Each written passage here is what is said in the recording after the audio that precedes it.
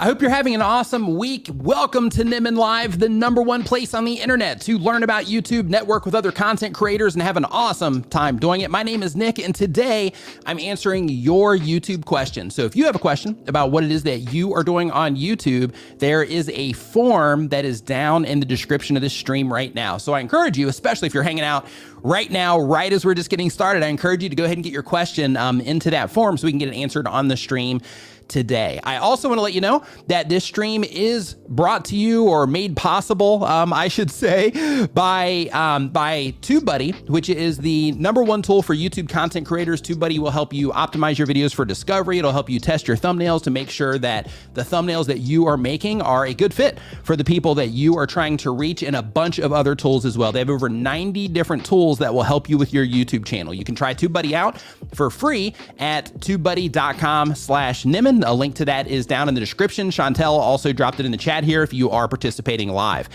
In addition to that, this stream is co-brought to you by StreamYard, which is the live streaming tool that I use to live stream this every single Saturday at 9 a.m. Eastern. And the reason that I use StreamYard is because, one, it's really easy. Two, is because it does all the heavy lifting for me in the cloud. So the computer doesn't have to be strong. If my computer glitches or has a problem, something like that, then StreamYard will hold the stream open for me so that I can come back in once I get everything restarted and all of that. Or if I just want to hop on a different computer or pick the stream up on my phone, I can do all of that through StreamYard. Plus, they make it really easy to bring guests on as well. So anytime you want to bring on a guest, all you have to do is just copy a link and send it to them, and they can click on that link and just come right into your live stream, which is really awesome. But you can try StreamYard yourself at StreamYard.com, or of course, I've got a link to that in the description as well.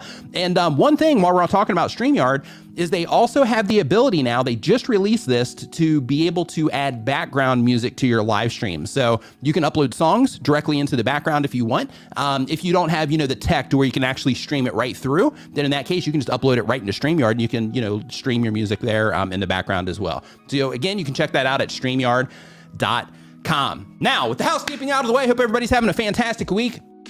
I just put out another news video, which is the #2 for updates. So if you are wanting to just stay up to date with YouTube updates, make sure that you check out the video that I put out yesterday, because that is chock full of updates for YouTube. And I'm going to be doing that every Friday to keep you up to date with what it is that you're doing on YouTube. So keep an eye out for those particular videos, because they are just going to keep you informed on all the different things that are happening with YouTube. Now, as we start getting into the content today, first, if you're just joining the stream, we are talking about YouTube and all things related to YouTube. During these streams, we typically talk about how to get views, how to get subscribers, how to make money, how to stay focused, how to stay consistent with what it is that you're doing, and all types of other things related to being a content creator. So if you are a content creator and you're watching this on the replay, I encourage you to skip through, because we are adding timestamps to this after the show is finished, so you can skip to the questions that resonate the most with you. So I encourage you to do that. Now, if you are just joining the stream, we are getting ready to get into the actual content. So if you have a TubeSpanner account, make sure that you get your notepads ready. If you do not have a TubeSpanner account, this is your reminder right up here at the top of the screen. If you do not have a TubeSpanner account, you can go ahead and get that at TubeSpanner.com. And while you're there, check out the sales page there, because there's all kinds of stuff that TubeSpanner can help you with. There's a tons of tools over there. Most of it is around helping you distribute your content, helping you plan your content as well, so that you can, just do everything as efficiently as humanly possible. But one of those things is taking notes here during the live stream. So for those of you that are TubeSpanner users, make sure you go ahead and get that open so you can take notes on just anything that happens to resonate with you during the stream today. So we are going to go ahead and just get into it. So I'm going to open up the form here. And the very first question that we have, let me actually go over to the question itself. The very first question that we have here is from Aaron's Church of Lego Building Fun. Aaron's Church of Lego Building Fun, they have been on YouTube for less than a year. They publish bi-weekly content. It's a Lego channel, and the goal of the channel is to make money so that they can support their family. And the question is, okay, Nick, I have 2 questions for you today. First, is it a good idea to sell digital building guides of my Lego creations? That first question, absolutely. Anything you can come up with that you think that you, as somebody that is into Legos, if you would see that on somebody else's channel and be like, hey, yeah, I could actually, really use that, to build this, custom creation that I've made, and you want to replicate that, without question, you can make that available.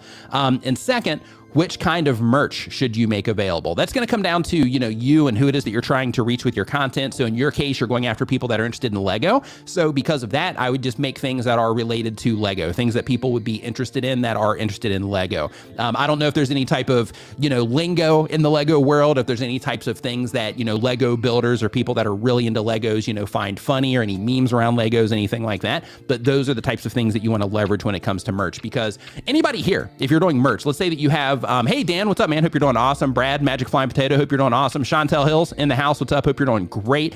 Amy Johnson, nice to see you in here. Speak English with this guy, nice to see you in the chat as well.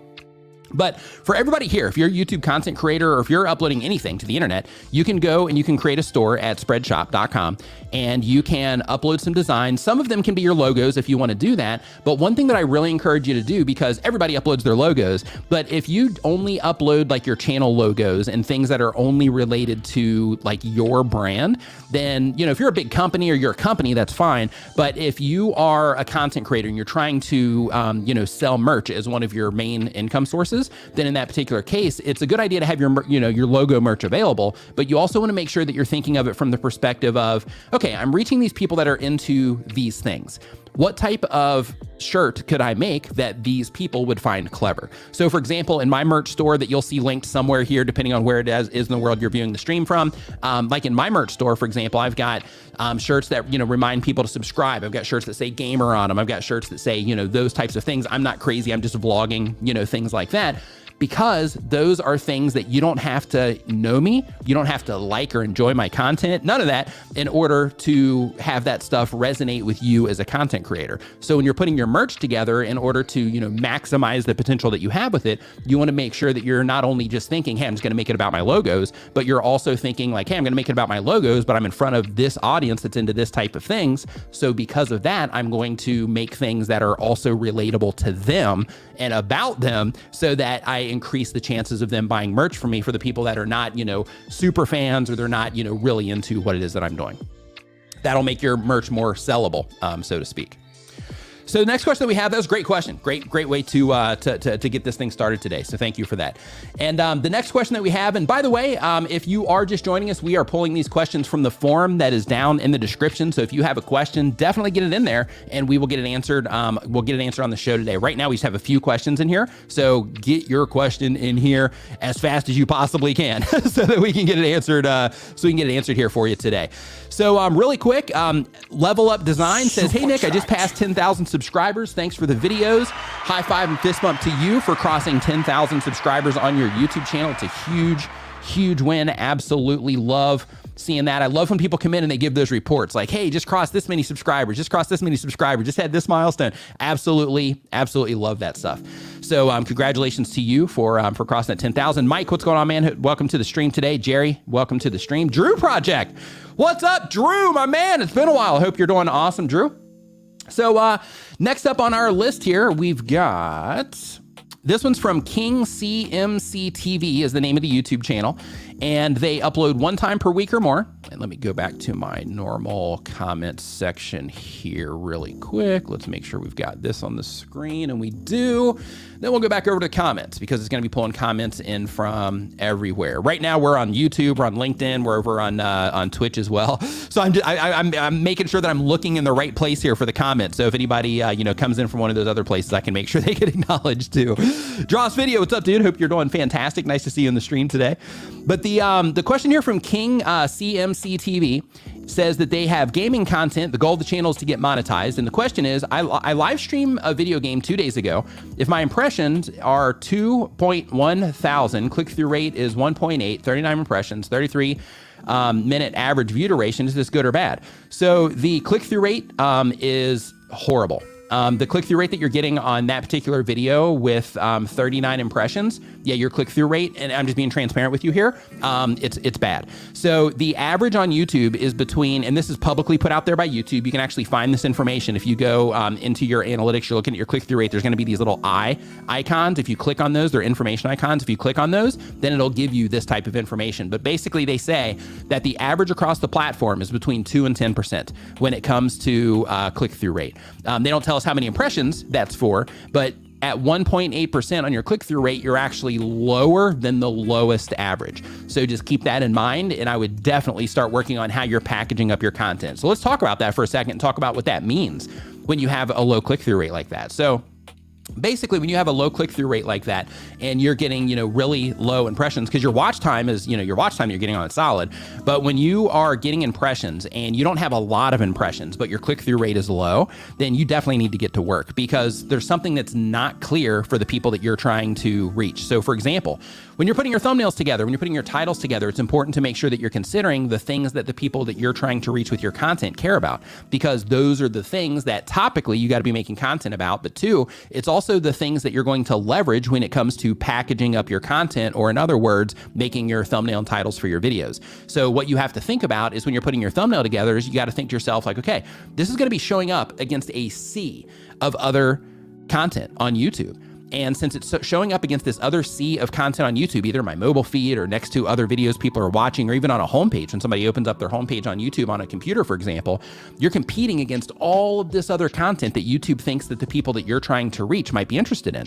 So what you have to do is you have to make sure that you're looking at your topic, title, and thumbnail, and you're thinking to yourself, topic-wise, one, is this something that the people that I'm trying to reach is interested in? Like the people that are interested in my type of content, topically, is this piece of content going to be something that the people I'm trying to reach are, likely to engage with? If the answer is yes, then in that case, then you nailed it at the topic level, right? You picked a good topic. And then you have to go down to your thumbnail and you have to think to yourself, okay, if this were to show up on a homepage next to a bunch of other content that YouTube is predicting that my target viewer is going to be interested in watching, what about this thumbnail is going to grab their attention or stop them in their tracks, or at least pull their focus over to my thumbnail to help them identify something that they're interested in? And a great example that I like to give for this one is, let's say that when you are putting out your videos, if you have, let's say you're doing a show, and this is the example that I give for this. Let's say that you're doing a show where you are recapping baseball games after the game. Well, a lot of content creators, when they're doing that type of thing, they'll put like themselves in there, and then they'll put, like today's game, or they'll put like the show logo or something like that. There's no context there for new viewers. People that are already familiar with you, they can see that and they can be like, oh yeah, hey, it's such and such. I'm going to come in there and click on that. But when you are getting started, if you don't have people that are familiar with you yet, then that can work against you, because you're focusing on you in that case, and you're not focusing on the clarity about the thing that's going to help them recognize that it's something that they are interested in. So instead of having, as an example, instead of having you there with just like a plain background with some text on it saying, the recap of tonight's game, instead, if you use baseball imagery for the thumbnail, and then you have clarity, hey, this team versus this team, and then recap underneath that, then it adds a ton of clarity to the packaging to help people identify, one, that it's something they're interested in, which is baseball, and two, you also add the additional information there on exactly the teams that you are covering in that case. So what you have to make sure that you're thinking of when your click-through rates are low, or in any case, just when you're putting this stuff together, is you have to think to yourself, okay, if this were to show up, like what about this is going to help it, help people identify it's something they care about?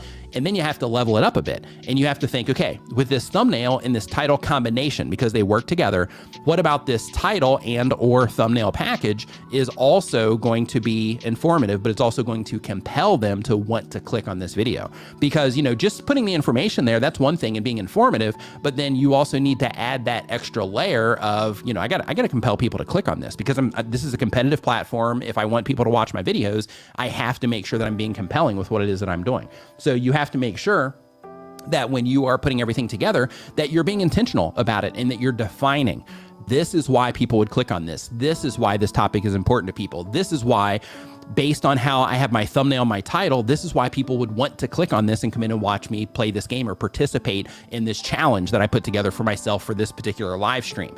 So like when you are doing those types of things, you just have to make sure that you're being intentional about it and you're defining them. And just by doing that alone, you're going to help increase your click-through rate, because then you are having to make those calls in terms of why. And when you're having to make those calls on why, then if you can't define it, then you know that you have to keep working on it until you can. So because of that, just make sure that you're doing those types of things when it comes to your thumbnails, and that will help you get, a better click-through rate on what it is that you're doing.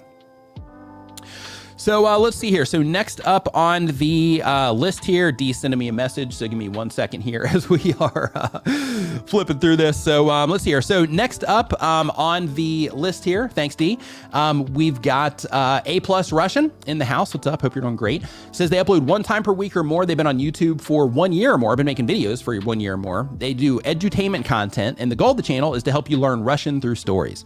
And the question: a year into the journey, I sense I need to pivot. I feel like I have outgrown the language for the sake of the language niche, and I'm looking for a transition to more of a let me tell you what it means to be to me culturally and teach you Russian along the way kind of space. What advice do you have for making a pivot in general, and for my case in particular? So when it comes to pivoting, one thing that YouTube recommends is they recommend that you take a 70-20-10 approach. So basically the 70% is like, hey, I'm putting out the content that I can always depend on people, you know, coming in and enjoying, so I can continue serving my audience. And then you have the 20% of the content, which is moving you in the direction that you're wanting to go with the, you know, the new way that you're doing it. And then you have the 10%, which is like wild experiments, to where it's like, hey, you know, I'm going to do something just completely outlandish and just see if that ends up taking my channel into a new direction. Of course, that outlandish thing would be something that I would be, you know, interested in doing, you know, for a long period of time type of thing. But 70-20-10 approach is what YouTube recommends. Now, as long as you are reaching people that are interested in learning the language, how you teach them the language, you'll quickly find out if they respond to that or not. So if it's like, hey, this is the thing, and you know, this is how you say this, and then now this is how you say this, or if it's, so I was walking down the street and, you know, and I walked into this cafe and I was talking to the barista, and as I was talking to the barista, you know, we were saying blah, blah, blah, blah in Russian, and you know what I mean? To where, you know, if you teach in that way, then like I said, you'll find out quickly how people respond to it, and then you can start modifying things from there. So I think you'll be fine. Because you're still reaching that same core group. What you're actually doing, though, it seems, is you're just modifying your teaching style when it comes to serving that particular audience. The Nurse Flipper, thank you for the super chat. Says hit 50,000 subs. Thanks so much for the help. High five and fist bump to you as well. Huge win right there. 50,000 subscribers. That's awesome. So 50,000 subscribers. So just as a quick, you know, fun thing for you, a quick story. So Brian G. Johnson and I, you know, we, you know, basically started taking YouTube seriously at the same time. And when we were, you know, coming up, we were doing like tons and tons of back and forth, you know, and everything, and just kind of a lot of collaboration, stuff like that. And one of the things is I made, as I was approaching that, you know, 50,000 subscriber milestone, once I actually hit it, I made this like little, you know, video for it and all that I inserted into one of my videos. And I made like this paper, it's like, you know, 50,000 subscribers on it. It was like a huge deal. So I know like what you're feeling. It's awesome. And I still have that paper, and I'm just going to keep it, you know, as just kind of like a keepsake for a long time. But you know, document it, enjoy it, you know, have a good time. Make sure you take screenshots and all that. Like one thing that I encourage everybody to do, especially if you're getting started, is for yourself and for the other channels of like friends and things like that, screenshot things. Like when you cross milestones, when they cross milestones, like screenshot those things or save those things, because those are things that you can look at later, you know, once your channel's bigger, and you can look back and you can think to yourself like, oh my gosh, I remember when I crossed this milestone of 50,000 subscribers or 1,000 subscribers or 3,000 subscribers. Like, for example, I've got milestones on D. I've got milestones on me on a couple different channels. I've got milestones on like Justin Brown and Mike Brown. I've got all kinds of different, you know, content creators that I enjoy. I just take those, you know, milestones or the screenshots or whatever, and I just kind of archive them just because it's interesting for me to look back, see the dates that they crossed them and things like that. Let's see here. So next up on the list here, we've got, let's see. Next up, we've got KDA Legion. KDA Legion says they upload when they have time. The type of channel is 2K, EA, anime, gaming, and reaction. And the goal of the channel is 100 subscribers or be entertaining. Okay, good goal there. So it looks like they're just getting started. A small channel right here, just getting started. Fantastic. I love answering these questions. So the question here says, morning, Nick. So I've seen on Twitch that the streamer would have this GIF. They would, and I can't see the actual GIF that they're saying here. They would use whether they have to leave or they're transitioning into something. Now, I don't know if it's possible to do the same thing for something like StreamYard, but if it is, then how can we do it? So you can add GIFs to StreamYard. Like, for example, if you look up in the top left-hand side, currently it's a JPEG. If you look in the top left-hand side of your screen, but if I change it to this as an example, then, oops, let me click on that again. right here, show, there we go. But if I click on that, then you can see, you know, I can add the GIF to it. Now you can add all types of different overlays. Like I've got, you know, these things that I'm adding to it right now. Again, if you're a TubeSpanner user, make sure you get your notepad out, you know, in case you run across some good information in this stream so you can mark it down. If you're not a TubeSpanner user, just go to tubespanner.com, check it out. You'll see why you want to be using it. But you know, all these little things are things that you can, you know, add to the stream. You just click on them, but they do accept GIFs here inside of StreamYard. But one thing to make sure that you are keeping in mind with those is that the larger that you make them, the more like jumbly they'll get. So for example, and I can't really pull it up on screen, but I have a background to where if I were to take my cam down right now, it's like a be right back screen. And then it has like my Nimmin Live logo, and you can see the animation of the, you know, the signals, I guess they are, going out from the Wi-Fi logo. And when those are going out, those look a little bit, you know, pixelated because it's a full 1920 by 1080 image that was exported. Even though it's a really small loop, the quality on those particular signals that are going out is relatively low. So because of that, you know, if you're going to do like full transitions and overlays, typically those are done with WebM graphics, and those WebM graphics are there.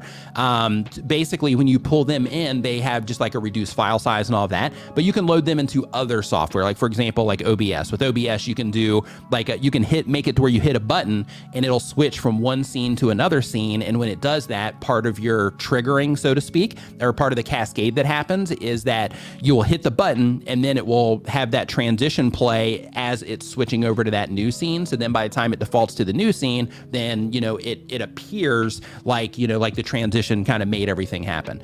So you can definitely, you know, take that approach if you would like. A lot of streamers do that. And with that said, just as a heads up, you can also add, or you can do all that stuff in OBS, but if you want to make it easy in terms of, you know, them holding the stream open for you and that kind of stuff, then what you can do is you could use OBS with a virtual camera, that virtual camera would be sending out to StreamYard, and then you'd be able to do all that fancy stuff there, but then still have all the additional, you know, bonuses and features that come with StreamYard. Next up, we got the Red Lens. Says, Nick, are YouTube Shorts or clips the way to go for your channel these days since people don't usually watch long form stuff? People absolutely watch long form stuff. So here during this stream, as an example, right now we've been going for 21 minutes. There are a lot of people in the chat that have been here the entire time already, and we're only 21 minutes in. As we progress through time here, by the time we hit the 3-hour mark in this live stream, there's going to be some people that are going to be here in this live stream for the entire 3 hours. So people, without question, do watch long form content. If you look at, you know, some of Mr. Beast videos, you know, they'll be like 20 and 30 minutes long. People watch long form content. However, when it comes to YouTube Shorts, one thing with YouTube Shorts that is a huge advantage is if you are a content creator, and let's say you're good at making videos, or let's say that you are like, hey, I can grab somebody's attention and I can make a piece of content, but the place that I am not good at right now is I'm really not good at writing titles or making thumbnails. Then in that case, when you do a YouTube Short, or if you're uploading, you know, that content to multiple platforms that are vertical format, then what you're doing is you're removing that option, or that need to learn how to get somebody to click on a thumbnail, and then all you have to do is focus on like, hey, I just got to grab their attention in the video content and start giving them a great experience with the video content. And if you can do that, then, you know, then your shorts can be, you know, then your shorts can be okay. So it's not necessarily about I need to go to shorts because people aren't watching long form stuff. They are watching long form stuff. They're listening to long form stuff, you know, through podcasts and all of that. So people, without question, consume long form content. But if you want to leverage shorts for the sake of those, you know, those hits, and also for the sake of just being able to make a shorter piece of content that you can upload for the sake of, you know, getting out in front of more people and maybe pushing into new audiences that might not have seen or clicked on your long form content, then in that case, you know, shorts can be really good for that. Sour Cream Boy says, hey Nick, is there a difference between streaming a pre-recorded video on StreamYard as opposed to premiering your video on YouTube? Yes. So when it comes to streaming a pre-recorded video, how that would go down, Nigel, is you would basically go ahead and pre-make your video, and then you would upload it into StreamYard, and then you would go live. And that video can be, you know, as long as you want, but you can go live and then you can just, you know, let it roll. And the difference is with a premiere on YouTube, that video is live, or I'm sorry, the premiere, the video would be playing there, but then once it was finished, then, you know, everything would just finish, and then it would suggest them the next video or whatever. The difference is if you upload a preloaded video into StreamYard and you're streaming that way, is once the video is complete, you can come into the live stream if you want, because it's still a live stream. So you can use it in that way to where you're like, hey, I'm going to live stream for a while, and then I'm just going to flip it over to a pre-recorded video while I go make a sandwich, and then I'm going to come back in and I'm going to pick up the stream again in 15 minutes after my sandwich is done. So you can do those types of things with it as well. Like you see commonly here, Nigel, where if I have to step away for any reason, I have like a rap video that I play. That's exactly what a pre-recorded video is inside of StreamYard. But you can do that for the entire stream if you wanted to, technically. So great question though. So next up on our list here, we've got KDA Legion. I think we got that one already. Let me double check. Let me scroll down here to the bottom. Okay, yep. So next up here, we've got Shark Scrapper. What's up, my man? Hope you're doing fantastic. Says, been on YouTube for a year or more. They make education and entertainment content. The goal of the channel is to share what I learn about scrapping and recycling. And the question is, I saw your recent video about YouTube analytics. Could you take a minute to show us some of the ways that we can take advantage of new versus returning viewer information? Thanks, and keep up the awesomeness. So here's the thing. So what he's talking about is in my YouTube update video that I put out yesterday. And as a reminder that every Friday I'm putting out content now that is it's just a quick video on like, hey, these are the updates or these are the things that are going on about YouTube this week. So just make sure you keep an eye out for those every Friday. And I've got 2 of them up already that you can go check out. One of them was put out yesterday. But what he's talking about here is, in addition to the new and returning viewer graph that we would see just as like an overview on the channel, and when we actually dig into the video content in the quick view, now you can go into your advanced analytics at the channel level, and you can go in and you can add the new viewers and the returning viewers there, and then it'll actually sort your content by those. Now, the way that you would use those is you would look at that and you would say, okay, when I'm putting my content, calendar together, my content strategy together, then what I need to do is I need to mix the content that typically serves the audience that I have if I want to keep bringing people back, which is an important signal to YouTube. And then I'm also going to make sure that I'm factoring in some content that typically pushes me into new audiences, that helps me grow the channel and just helps me get in front of like more new people. So when you are looking at that information, you can use that to identify the videos quickly that you can say, okay, typically when I talk about these things, it pushes me into bigger audiences. Typically when I talk about these things, it brings people back. So then that starts to give you a gauge on the things that you need, or the content that you need to be publishing in order to either bring people back or to push into new or bigger audiences. I agree. Speak English with this guy. Says, don't forget to hit the like button. I support that. If you're enjoying the show, remember to give it a thumbs up and share it with a friend right now. Classic Hip Hop Storage Box. Welcome to the live stream, SMA's Sky. Hope that you're doing awesome. The Real Prophet. Hope you're doing fantastic. So let's hear. So next up on our list here, we're on question number 6 already. So this might be a day where we're cruising through them. That's what it's looking like. So next up on our list here, we got Perpetual Projects. They do bi-weekly content, been on YouTube for less than a year. It's an automotive channel. And the goal of the channel is to be able to monetize and fund future products for content. Any other automotive channels here? If you're an automotive channel, you make videos, anything related to cars, just say, hey. But the question is it normal to have a short quickly get almost 19,000 views, but only gain 5 subscribers from it? It's been getting about 200 views an hour for the past several days. Absolutely. So the thing with shorts is because they can happen, pretty fast, and then it'll slide you into, another short. So unless you're actively telling people to subscribe, shorts typically are not the highest generating, thing for subscribers right now. Like you can, if you, give them that nudge and you're like, hey, make sure you follow or make sure you subscribe. Then in that case, you'll definitely increase the amount of people subscribing, or if you put the graphic on there for people that are watching, just as the nudge or the reminder. Because here's the thing, and the same thing goes for long form content as well. When you make really excellent content or really good content that, that keeps people engaged, then they're just engaged in the content. They're not thinking about subscribing to the YouTube channel or even like hitting the like button. So when you give those nudges, they're called call to actions. When you give those call to actions or those nudges to people, then all it does is it helps them remember, like, oh yeah, I'm enjoying this content. Let me go ahead and subscribe to this. So those types of things are extremely effective. So if you are getting, 20,000 views and you're getting 5 people to subscribe, if you want to increase that, then in that case, I would definitely start making sure that you are nudging people through a call to action or a nudge to subscribe. Let's see here. So just as a heads up, for those of you that are just joining the stream, we are talking about YouTube, all things about YouTube and being a content creator and uploading content to YouTube and how to do different things about, about YouTube. So the questions that I'm answering right now are pulled from the form that is linked down in the description below. Later in the stream today, I'll be pulling them directly out of the chat as well. But first we prioritize this form just because, the early birds, I want to make sure that I get you guys, taken care of. So if you are, just joining us, make sure that you put your question in that form. And again, you can find that down in the description below. So next up, we've got Stormy Sky Rail Productions. Stormy Sky Rail Production uploads content daily. The type of channel is trains, weather, and some miscellaneous. And the goal of the channel is to have fun and hopefully make some extra money. And the question is, when filming trains, sometimes there are kids running around in the background of the video. We're obviously filming the train and not them. Is there anything we need to be cautious about when posting those videos? Thanks for all your help. I would, just as a safety measure, if it was me, I would just blur them out. I'd blur out, any younger person that you saw in your video content.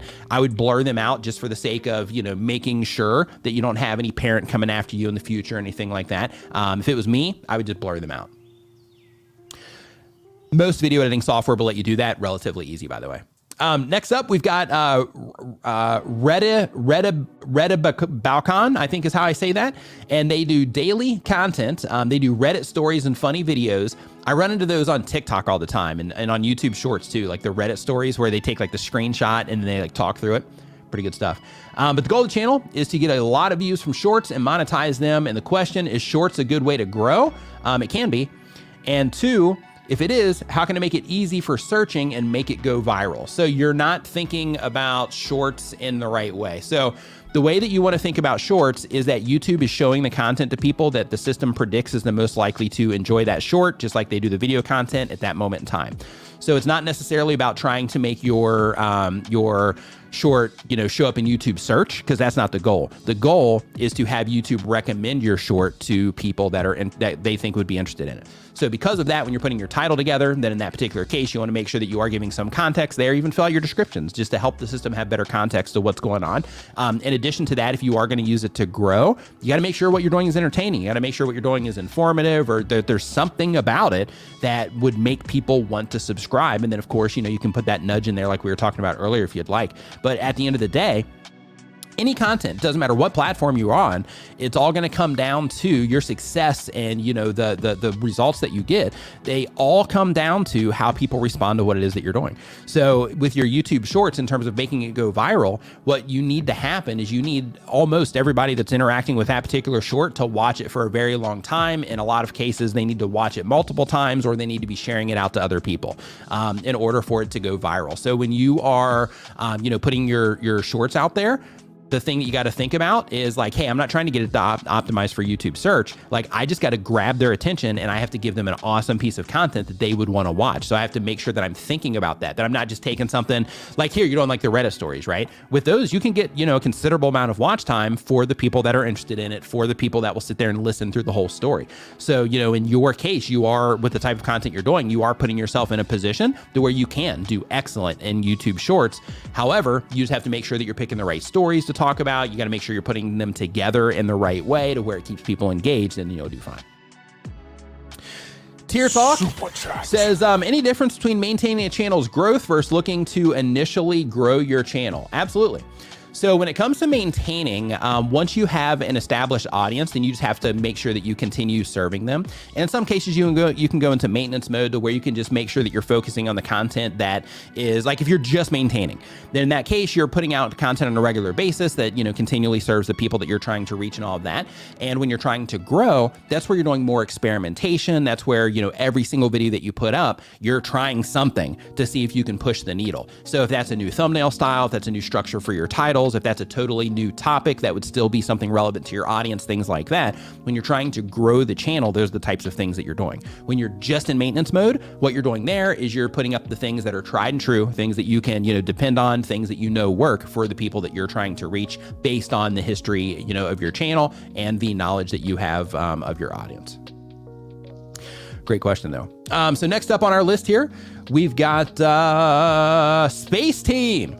That sounds like a fun one. They've been on YouTube for less than a year. They have a science channel. The goal of the channel says, I want to teach others about the cosmos because not many creators talk about science. And the question is, I'm trying to add a new topic to my channel, which is geography. The type of geography is like war news, politics, alliances, and stuff. What is your thoughts about it? Because it's a science channel and I upload about space, I don't know if it's good for my channel.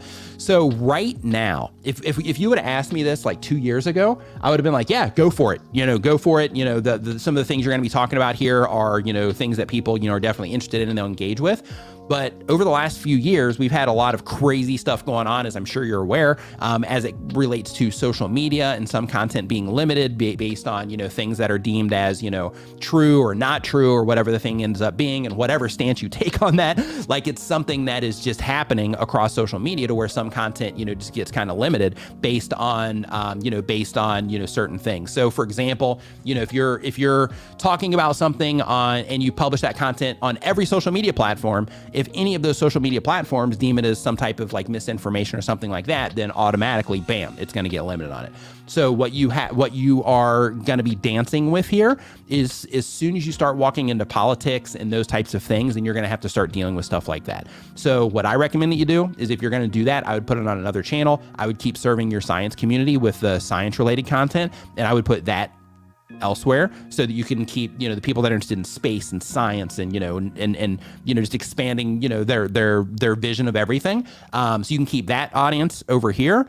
And then you can get the people that are into the politics and all the hate that's going to come along with that and all the negativity that comes with those conversations. So you can just kind of isolate all of that over into this other channel, instead of having that pollute your audience of people that are interacting with the other, the science channel, because that's exactly what will happen. Because with that type of content, war news, politics, that kind of stuff, like, as soon as you start talking about that, then the haters and the trolls and everybody, because everybody's got opinions to share on that stuff right now. And it'll probably be that way for, the indefinite future. So since everybody's so opinionated about it, your comments are going to be a dumpster fire, in my opinion. So because of that, I would just encourage you to put that on another channel so you can keep the community on your science channel clean and not pollute it with that type of, with those points of views, that activity, the negativity, and all the just bad stuff that comes with, those conversations on the internet. Next up, we've got Gamers Effects. Thanks for the super chat. I appreciate it. Gamers Effects says, good morning, Nick. I've reached 1,500 subscribers last week to just over 1,700 currently in just 6 months. Thank you for all your great tips. High five and fist bump to you. We'll do it over here. High five and fist bump to you for your first 1,700 subscribers on your YouTube channel. Just as a heads up, like, if you can get 1,700, you can get, you can get 17,000, you can get 170,000, and you can just keep ballooning it out. It's just filling in the blanks, right? Filling in the time between now and when you cross all those different milestones with the time and, of course, the effort, that you're going to be putting into making all the content. So, so congratulations to you for your success on that. So Johnny Styles, say, any info on your cam automatic switching we see here? Absolutely. So all the cameras are hooked up to, let me turn off the switching here for a second. So all of these cameras are hooked up to this thing right here. This is called an ATEM Mini Extreme. Basically, every camera here, it has a clean HDMI out, which means that it's not going to show like the stuff, like the camera display. And then all of those HDMI cables are all ran underneath the desk, or I have a truss that's going, across the top of here too. But basically, all those cables are ran either under or over, and then they come up over on this side, and then they're all plugged into this. And then this thing right here has it to where I can just manually switch between cameras if I want, or I can set macros. And when I have the macros in here, what that does is that allows me to say, and of course, this is all set up, like a long time in advance, but I can say, okay, I want this camera for this amount of time, this camera for this amount of time, this camera for this amount of time. Let's go back to this camera, and then that camera for, a little bit of time. And then I can basically bounce it back and forth. And I can do, it's like a preset, essentially. This camera for this long, this camera for this long, this camera for this long type of thing. And then once you set that, when I set up my live stream now, It's actually, I've got it pretty efficient. So basically I have one button on my Stream Deck that I hit. It's called Live. When that happens, it opens up a cascade of windows and software. So basically, when I hit that, it opens up the software that runs this. It opens up StreamYard. It opens up YouTube into the live streaming area. It opens up this this new tool that I'm working on here, and it uploads, or it opens up this Google form. It opens up a VLC player, so I can put the the video over here on the TV. And then all I got to do is just move some stuff around, to position it wherever it is that I want it. Oh, and it opens up Spotify too, so I can be listening to Creator Mix in the background. So that's the music, by the way, that you're hearing in the background. It's a lo-fi playlist from Creator Mix, which is our free music service for content creators.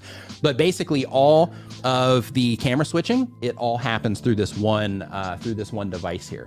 And again, it's called an ATEM Mini Extreme. You can get smaller versions. They have ATEM Mini, just ATEM Minis that are 4 HDMIs. This particular one has 8 different cameras that you can connect to it if you choose to.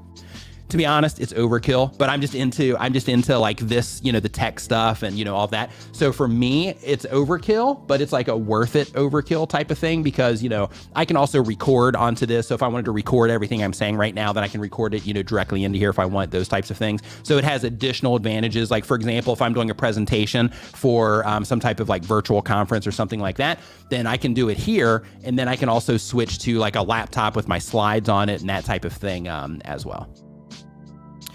Let's see here. Tier Talk also says, for someone who relies on analytics, is there any analytics that may look good on the surface, but may have the potential to hurt your channel? Absolutely. So this is a great question, Tier Talk. So the question here, again, is for someone who relies on analytics, are there any analytics that may look good on the surface, but may have the potential to hurt your channel? It's not necessarily to hurt the channel per se. It's more about hurting the performance of the content because something could be wrong and you are misidentifying it, which then would prevent you from making a change to it. So for example, a lot of content creators will go and they'll look at their click-through rate in the averaged out version that YouTube shows in the quick view.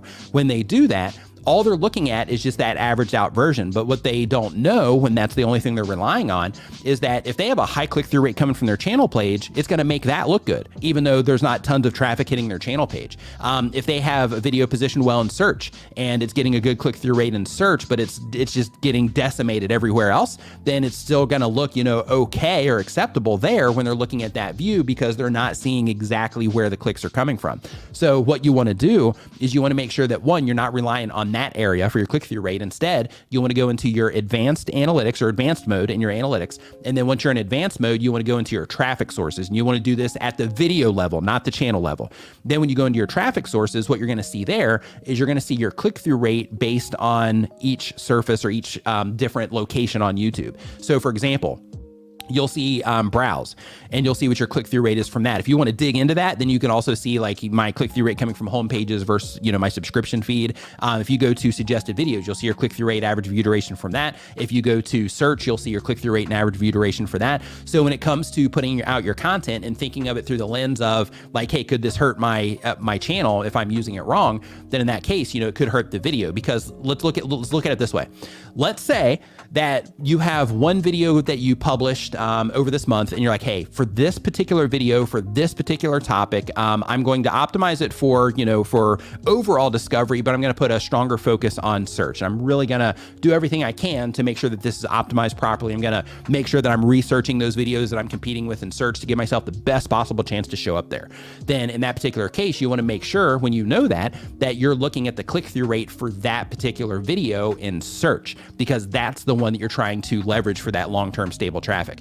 So if you are trying to get more attention from home pages, then in that case, you want to make sure you're looking at home pages or at least the browse option in your traffic sources, so that you can say, hey, I'm not getting a lot of attention here on the home pages. So that means I got to update something. I got to update my thumbnail or my title or maybe both of them so that I can, try to get more attention here on the home page. Now, in addition to that, another thing that content creators are doing wrong as it relates to click-through rate is they will see high click-through rate, but on like 30 impressions. So they'll be like, hey, I've got like a 9% click-through rate or a 10% click-through rate. Why isn't my video just getting, crushed with views? And the thing is when you have a low amount of impressions like that, it just takes a few people, to click on it in order to give you a decent click-through rate. The difficulty comes when you start getting a lot of people, a lot of impressions on your videos. An impression, if you're just getting started on YouTube, and make sure you take a note on this if you're taking notes, if you don't know, this term, an impression is when YouTube shows your content to somebody on the platform. So what you want to make sure that you're thinking about is when I am looking at my click-through rate, I also need to be considering the impressions that I'm getting for that particular click-through rate. So the way that you want to see that is you want to say, okay, so if I have, let's say like a 9% click-through rate or 10 or 13% click-through rate, and I've got, 30 impressions, then okay, like it's good. Some people are responding to it and all of that. But where you really want to start looking at that or really, really paying attention to that is like, let's say you have, like 100,000 impressions on it. Then in that case, if you can maintain that 10% click-through rate after 100,000 impressions, then, the click-through rate on that particular video is going to be okay. It's going to actually do, probably pretty good depending on, the other content that you're competing with at that point in time, because that's also a factor. But when you get a lot more impressions on your videos, then the click-through rate becomes a lot more difficult to maintain. So that's what I'm trying to express here. So when you get low impressions, if you have a low click-through rate, like the channel that we were talking about before that answered or that asked a previous question, they had a 1.8 click-through rate on like 39 impressions, I think it was. So in their particular case, like that was underperforming even with that lower amount of impressions. So they really need to get to work if they expect their content to get any type of, exposure or promotion on YouTube. So absolutely there are things like that. And click-through rate is one of the ones, one of the biggest ones, because people misinterpret how to read that information, or they don't dig in to really get a good understanding into their traffic sources to get a really good understanding of exactly why the click-through rate is looking the way that it looks in that averaged out view. Let's see here. So as we keep on going down this list here, we've got next up, okay, we got the science channel taken care of. Hey, so I just a heads up to everybody here, just in case you're not familiar with this. So if you use Google Forms for anything, just as a heads up, because that's what I use to, collect these questions as I'm answering them. So if you use Google Forms for anything, just as a heads up, they've added text formatting. So like for each group, you can say like, hey, this is the headline. I'm going to like bold this, or I'm going to make the text bigger here. So like if you go into the form now that I have in the description, you'll see that some of the things are more bolded and things like that. It looks way better now. So I just wanted to, let you know that in the event that you are somebody that uses forms for something. So next up, we've got Flatzoid's Perspective. And Flatzoid's Perspective says they upload 1 time per week or more. They've been on YouTube for a year or more. They do flat earth and self-improvement content. The goal of the channel says, I want to get my watch hours and get monetized, as I would like to build a business brand off of this. And the question, I want to sell merch. Just want to find out, the Spreadshop, do they supply merch when it sells, or do I have to supply it? And is this international? I'm from South Africa.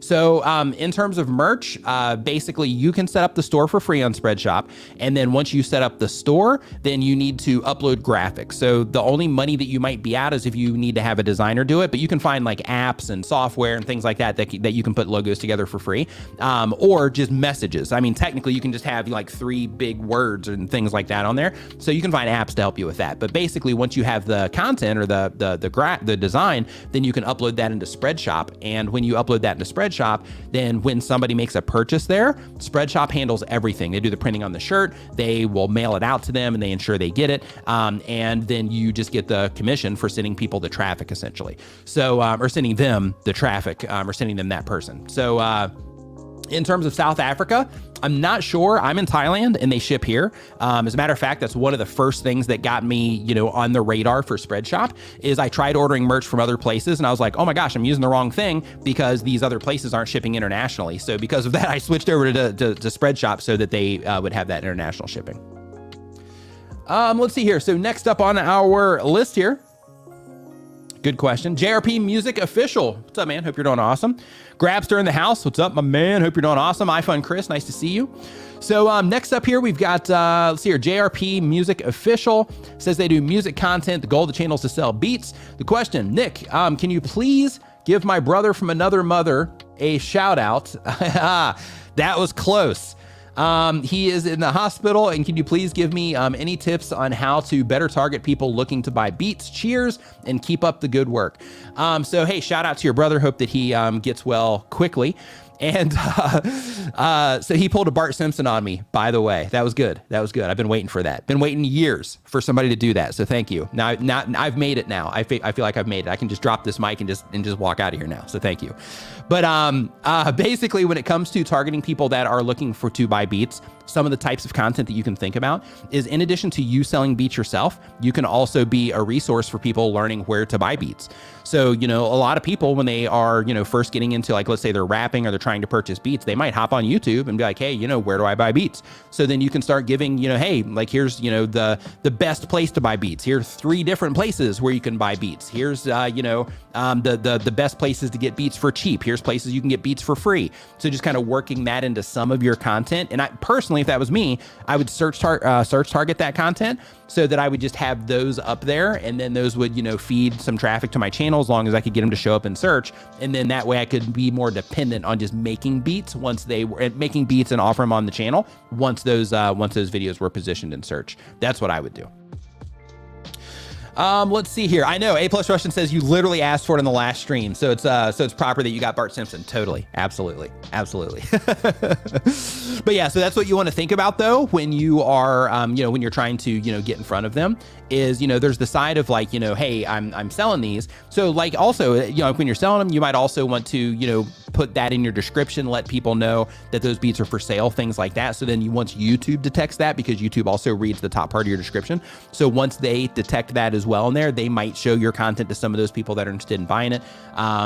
So I would definitely look for that. I would also make content around free beats as well. So basically, people are always looking for free anything. So if you can have some of your beats that are for free, then in that case, of course, keep in mind, you would start inflating the audience, and through inflating the audience through the free stuff, that would help you get more exposure to people that would be willing to pay for stuff, if that makes any sense. So basically the idea is you have good beats that you're putting out, you make some of them available for free and some of them available for sale. The ones that are available for free will have people that are interested in beats in general come and, start interacting with some of your content. And if they like it, then, of course, they'll keep coming back for more. As YouTube starts to identify that, then their system should pick up the heavy lifting from there and just start showing your content to more people just interested in beats in general, and people are looking for beats. But the first thing that I would do is I would make some of that content just for the sake of search targeting it for different, places to buy beats if you're interested in that.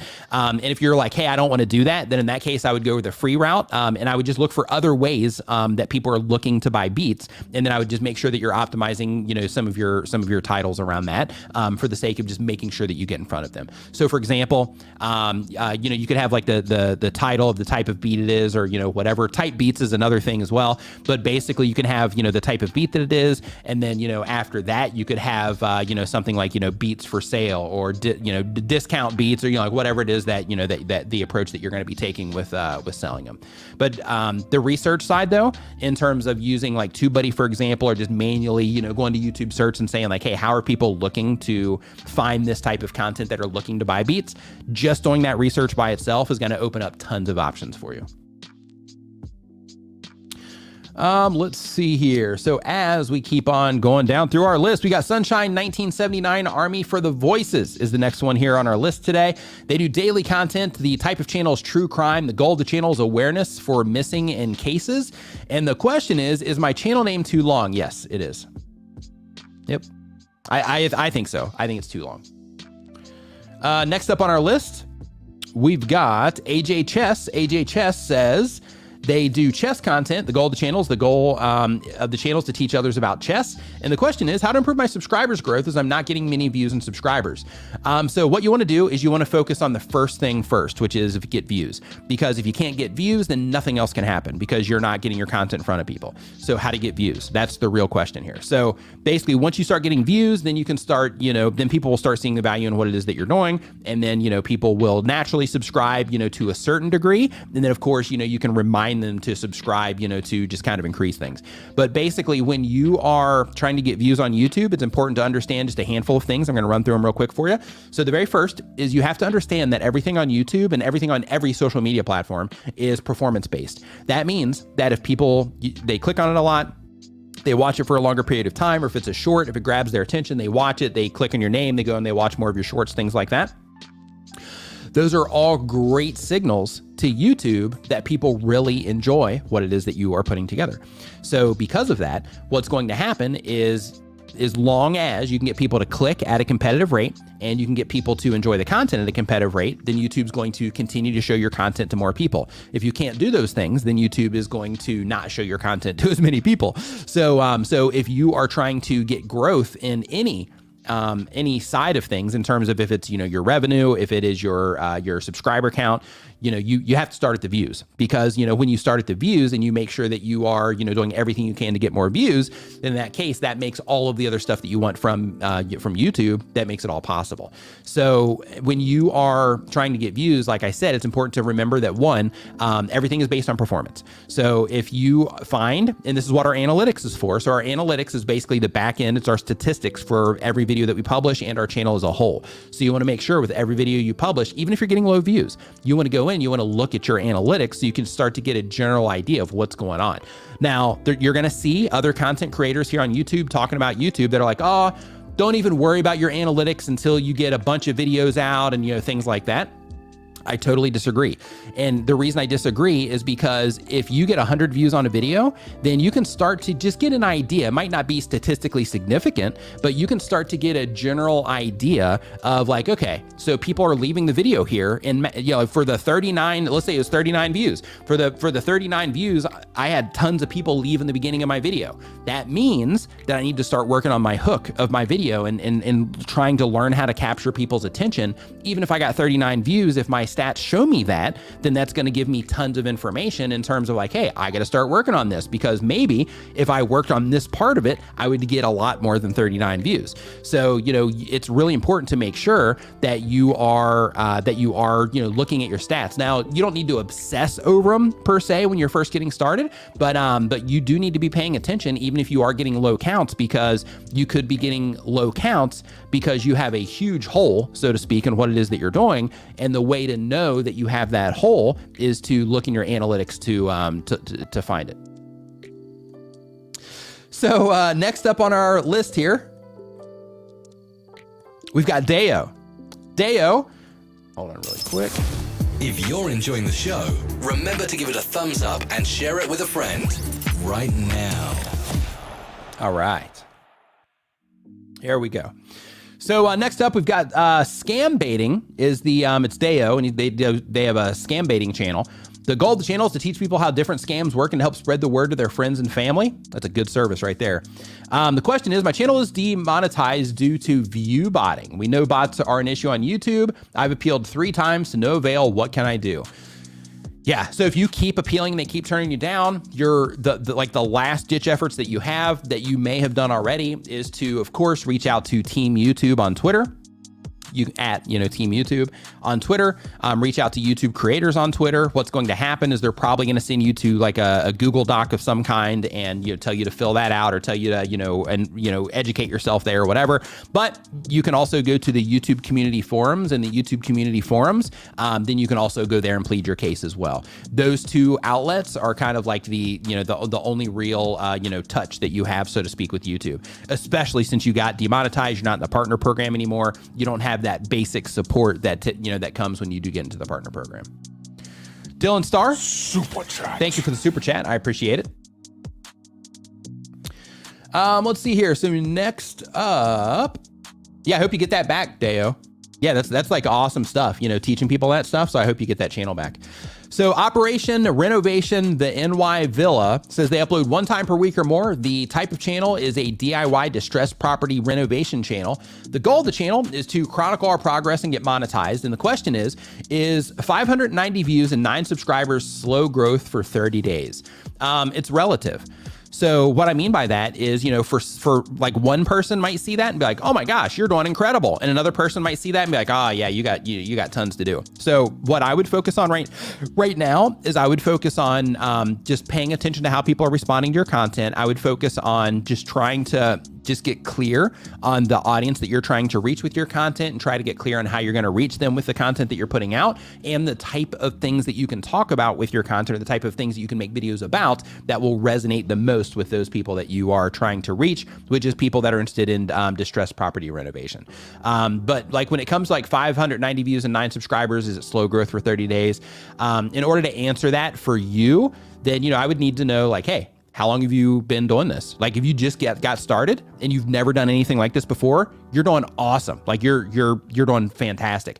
If you've been, doing this type of stuff online you've been making videos for years and years and years, you've been, you've known how to make thumbnails for a long time, and effective thumbnails and titles and all that stuff, then in that particular case, it's not so hot. So, it really comes down to, like what you're bringing into YouTube from your past life, so to speak, or your current life, just the skills that, that you bring onto the platform with you, and your experience in order to actually, answer that one. But any gain, just a heads up, in my opinion, like any gain, even if it's a small one, any gain is a good gain. Ron Trains and Things, what's up, man? Hope you're doing awesome. Go Fish Office, hope that you're doing fantastic. So the Driven Dad says they upload every other day. The type of channel is gig economy tips and vlogs. Sorry. The goal of the channel is to share my journey driving a Tesla Model Y to make a living. And the question is, I have an old video where I cut off my huge beard to get my 1-year-old reaction. It's my most viewed video. It only gets YouTube suggested when I take an upload break from my gig economy uploading. Can I or should I make a niche channel about beards and upload it there, or will YouTube not allow that? Technically, you can do that. You could take the video off of your current channel and you could, put it over on that channel.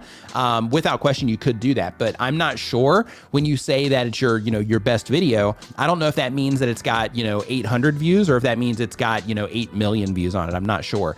But the reason I'm saying that is because if it's got, like tons and tons of views on it, then keep in mind that those are people that are, interacting with the channel, and you're getting in front of, those people. So because of that, as long as you have other like Tesla related content or, gig economy content, that, takes up the bulk of your viewership, then you're fine. But if you're like, hey, my channel is basically moving because of this one video, then in that case, you kind of have to reconsider, the approach that you're going to take. But in terms of you taking that video down, putting it on another channel, one thing that I do want you to know is that currently, YouTube knows the audience for that video as it relates to the current URL for that video or the channel that it's currently on, right? They know that, hey, when we show it to these types of people that use YouTube in this way, people typically respond well to it. When you put it over on the new channel, you're going to be starting from scratch, and YouTube's not going to have that data yet. So don't expect the video might do better or it might do worse, but just don't expect it to just like, do as good as it's currently doing, because it may not. Science-Based Fitness. Super chat. Thank you for the super chat. It says, I wanted to make a couple videos on stretching. There's 3 main forms of stretching and was wondering if I should include it all in one or make 3 separate videos in hopes to target search traffic. So if you're targeting search traffic, I would make 3 separate videos, and then I would make one grouped together video. That's what I would do. And then if you do that, then in that particular case, you give yourself, those 3 opportunities, and then you give yourself that opportunity for the combo video as well. And then you can also make sure as you're doing that, and this is one, for those of you that are taking notes, let me just put this back up on screen real quick. For those of you that are taking notes here, when you are doing that type of thing, you want to make sure that you are putting them into a playlist, and that instead of, recommending they just go to the next video, that you try to drive them into that playlist so they can watch all the videos. In terms of those 3, so that they can watch all 3 of those videos. And you also want to make that particular video, you want to make sure, or that particular playlist, you want to make sure that it's also a series playlist, because when you market it as a series playlist, you're telling YouTube that all the content in that particular playlist is directly related to each other in some way, which then helps YouTube know to show some of that content next to people, or next to the videos, the other videos in that playlist that people are watching within that playlist. And just a heads up, again, if you are a TubeSpanner user, make sure that you get your notepad out in the event that you run across some information here. I share something that resonates. If you're not a TubeSpanner user, I encourage you to check it out. You can go to tubespanner.com and you can check that out. It'll help you you share your content on social media, effectively and efficiently and on a regular basis. It'll also help you write scripts. There's a link in bio or a social bio page that you get, with a TubeSpanner account as well, where you can kind of interlink all your social media channels and all that. Really awesome tool, a lot of really cool stuff that's already in it and a lot of really cool stuff on the way. So I definitely encourage you to check that out. I got links to that and a bunch of other helpful stuff for you down in the description as well. One of those things is Creator Mix, which you always hear me talking about here, free music for YouTube content creators. We've also got sponsor links down there from TubeBuddy and from StreamYard and from Camtasia and a bunch of other stuff that will help you out as a YouTube content creator if you're looking for anything. So next up on our list here, we've got, hey, Operation, it just says Operation on my view here. Thank you for the super sticker. Thank you for the super sticker there. I'm going to see if I get a full name. Nope, don't get a full name there. And Perpetual Project says, hey, Nick, have you heard about the No Name Nationals? Do you have any tips for contenders trying to grow their channels to get there? I'm not sure what No Name Nationals is. This is my first time. It's my first time hearing about that. So I wish that I could, give you an answer for that. Or I wish that I had some information for you. But that's my first time hearing about that, and I'm not familiar with that. Let's see here. There's one more that came through. I'm going to make sure that I get this one answered as well. So let me scroll down and figure out which one it was. Oh, okay. Operation Renovation. That's what it was. Let's see here. So next up, we've got On-Site TV. On-Site TV says, when it comes to clothing brands / merch, is it better to promote it on YouTube Shorts since that's where we can get more views? If you can get more views on YouTube Shorts, then, letting people know about it there, that's where you want to make sure that you're making something that is more about the niche or the topic or the viewer, more so than about, your logos and your brand and what it is that you're doing.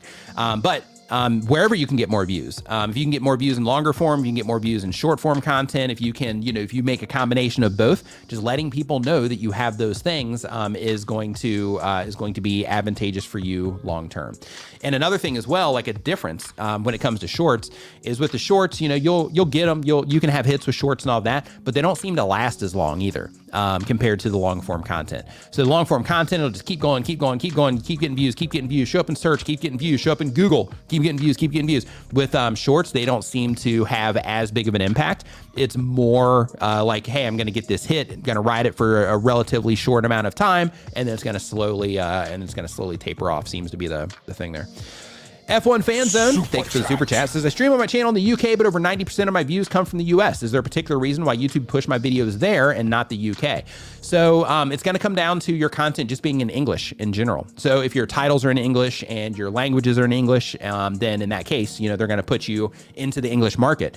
And when it comes to putting you in front of the English market, from there, you are going to get shown more based on where people respond to you more. So same exact thing applies. Let's say that you were publishing content in English, but for whatever reason, in India, the people in India that spoke English, if they start to respond to it way more than everywhere else, then in that case, you're going to start growing a much more Indian audience. So when you are publishing it from the UK, but you're getting the audience in the US, that just means people from the US are responding well to what it is that you're doing. Now, if you did want to try to limit yourself in some way, which may be necessary for what it is that you're doing, if you did want to try to limit yourself in some way, you can. When you're uploading the video, you can choose the type of English that you are speaking in the video. So if you did want to put like UK in there, then you can put that in there, and then that might help if you are trying to get your audience to be more UK people. Let's see here. Hey brother, you deserve many thanks. You helped me grow. Hey, thank you for the Thank you for the kind words. I appreciate it. So let's see here. So next up, and really quick, as well, I want to say to Bronze JFK, welcome to the Nimminati. Welcome to the Nimminati. Make sure that's our channel membership for those of you that don't know. Welcome to the Nimminati. Make sure next time you get the chance that you go to nimminvip.com. That is our members only Facebook group. Fill out all the information on the way in, because that's how I verify that you're a member. If you can do that before the stream is complete today, then I can let you in there as soon as the stream is over today. And just a heads up, we also do live streams there every week. And as part of that live stream, we look at YouTube channels. So if you want, feedback on anything that you're doing with your channel, there's one post in there. I think it's announcement number 7.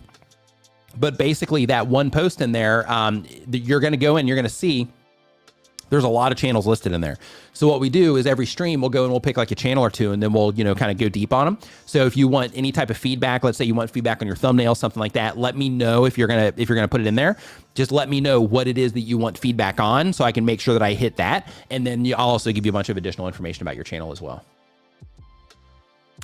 Let's see here. So next up on our list here, we are in number 16. So we're moving into question number 17, just cruising right along. And if you're just joining us today, I do want to let you know that we're talking about all things related to YouTube. So if you are a YouTube content creator,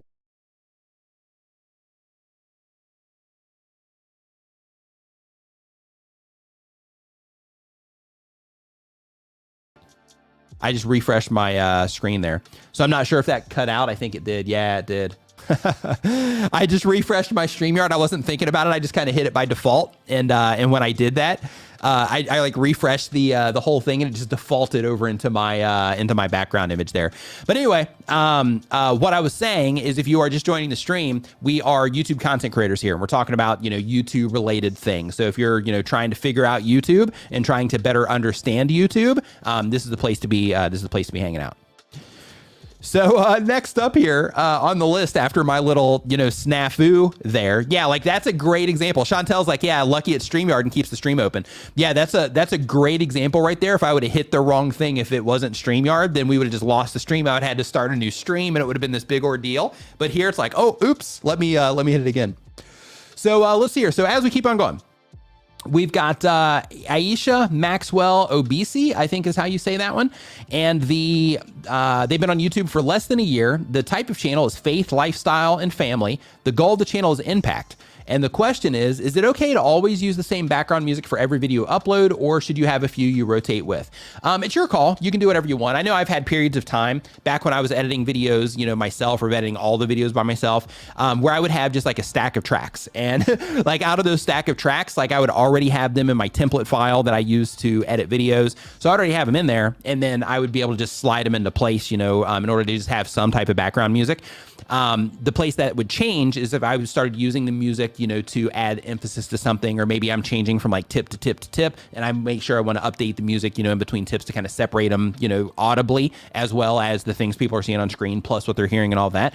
Then in that case, I would just kind of slide them in, to the right spots. But you can do either or, but just keep in mind, when you have people that are coming into your channel on a regular basis, they might get kind of bored of hearing the same thing all the time. But if you're mainly just like, hey, I'm just getting new people in here most of the time, not a lot of people are coming back, then in that case, just going with those types of templates can be fine. Apart from being consistent with your uploads, what are ways that you can grow your channel? Think about the audience. Think about the people that you're trying to reach. So when it comes to growing your channel on YouTube, everything becomes so much easier when you know who it is that you're trying to reach with your content. When you sit down and you say to yourself, okay, I'm trying to accomplish these goals. In order to accomplish these goals, I need to be making content for these types of people. If you make content for these types of people are gonna be interested in these types of things. So therefore, I'm gonna make content on those types of things. And of course, I'm gonna make sure that I match with the things that, that I'm interested in as well. But I'm gonna make sure that I'm making content on those things that gets me in front of the right people, so that I can make sure that I'm sharing the things that I need to share in order to, to reach that right audience. And then when you know who it is that you're trying to reach, that also helps you better fine tune your thumbnails, because you understand the imagery, helps you fine tune the topics because you understand the things that people care about, the things that they think about when they're laying in bed at night, when they wake up in the morning, first things on their mind. Like you understand who it is that you're, trying to reach. And when you understand who it is that you're trying to reach, then in that case, it's going to help you better dial in your thumbnails, your titles, the topics of your videos. It's going to help you how you express each idea in your videos and all the different things. It's going to help in the music choices that you make. It's going to help in everything it is that you're doing with your channel when you have a good understanding of who it is that you're trying to reach with your content. Let's see here. So next up on our list, as we continue through the list here, really quick. If you're enjoying the show, remember to give it a thumbs up and share it with a friend right now. So next up, we've got Iona.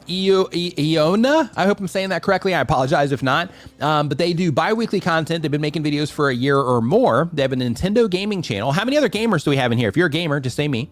But they have a Nintendo gaming channel. The goal of the channel is to talk about things Nintendo and share my love of gaming, and also to bring more LGBT representation to gaming news. And the question is, one of my videos blew up recently, 100,000 plus. How do I make the most out of this opportunity? This is a great question. So hopefully, when that video was published, I'm not sure if you've published anything after it or not, but basically when you have a video blow up of 100,000 views, one, it has clues all over it that you can start using as targets for your content. But in addition to that, the most important part is to think to yourself, okay, this video that people responded very well to, they responded to this for a reason. So of course you got to come up with all your different theories on why you think they might have responded to this. So you can test those theories on new content that you publish. But at the most basic level, what you got to think about is you got to think about, okay, I published this video. People responded to it. Over 100,000 people loved this video, or they at least clicked on it and watched it. So that's why YouTube kept, showing more people. So since I had this video do well, what is the topic of this video? And the next video that I publish, how good of a fit is that particular video for the type of person that would have interacted with this video with the topic of this particular video? So if somebody watched this video over here on, we'll just say, I know you said that you do gaming content, but I just need an example here. So let's say that you had a video on iPhone cases, right? In that particular case, you have a video on the best iPhone cases. It blows up to 100,000 views. Well, then in that particular case, you got to think to yourself like, okay, so either one, I make another video on more cases. Two, I could make a video on screens, right? Because maybe people that are looking at case stuff, maybe they would be interested to know what the best screens are. I could also look for other accessories related to iPhones, maybe the things that, that hold them up or, something like that. But you would just need to think like, okay, if somebody watched this video on, iPhone cases, then what would be the next step for them or the next thing that I could make a video about that would pull them back into the channel? That's the best way to capitalize on that for the future content. Now, another thing that you can do right now is, based on the topic of that video, go ahead and find 3 videos on your YouTube channel that are a perfect fit as well for the people that interacted with that video. The next thing you want to do is you want to put those 3 videos, and depending on the video lengths, if they're short videos, if you're making like 5-minute videos, then in that case, you can put like 3 in there, 3 or 4. If you're doing like 10-minute videos, then just think of like 2, maybe 3 that you put in there.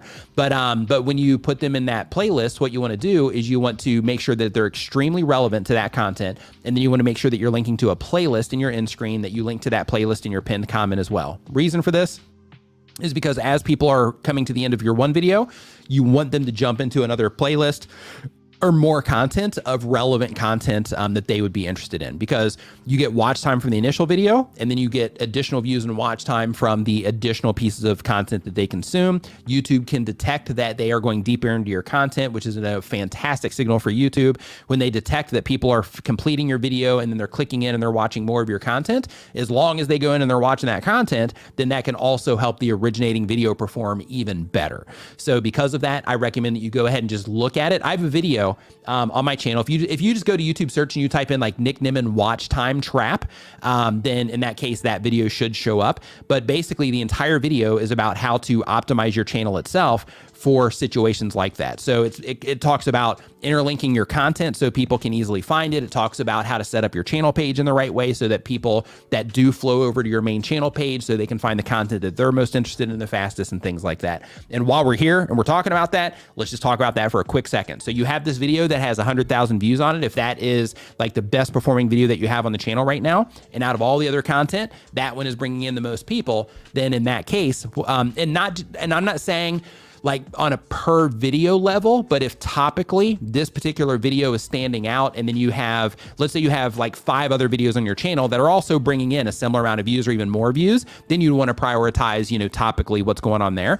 But what you want to do is figure out which ones are bringing in the most, and then you want to make sure that you're also organizing your channel page around that as well. So at the very top, you want to have your uploads playlist to drive data into the new content that you're publishing. And then the next thing you want to do, the next one on the list would be you can pull this from your analytics, or if you know the videos that are driving the most traffic, then you would want to say, okay, the next thing I'm going to put underneath my my uploads playlist is I'm going to put a playlist of content that is relevant, or the most relevant, to the people that are interacting with my channel the most, which in your case, it might be that 100,000 plus view video, or if it's other content in your channel. And everybody can use this, by the way. Everybody can use what I'm telling you right now.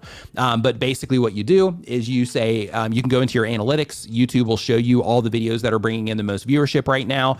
You can start categorizing those, like, okay, these 3 videos are about this type of thing. These 3 videos are about this type of thing. Which ones are bringing in the most, view counts for me, or getting the most interaction with the channel and getting the most engagement for what it is that I'm doing. And then you want to prioritize those on your channel page. And you can do those in order as well. So you can say people are coming in mostly for this. This one's going right underneath that uploads playlist. Then they're coming in for this. I'm going to make another playlist there and put it underneath there. And the whole idea with this is so that as people are coming into your YouTube channel, for the people that are clicking on your channel name, and it's not going to be everybody, but for the people that are clicking on your channel name to go explore more of your content and see what else you have going on, you're making it really easy for them to binge watch more of your content because you've organized it in that way.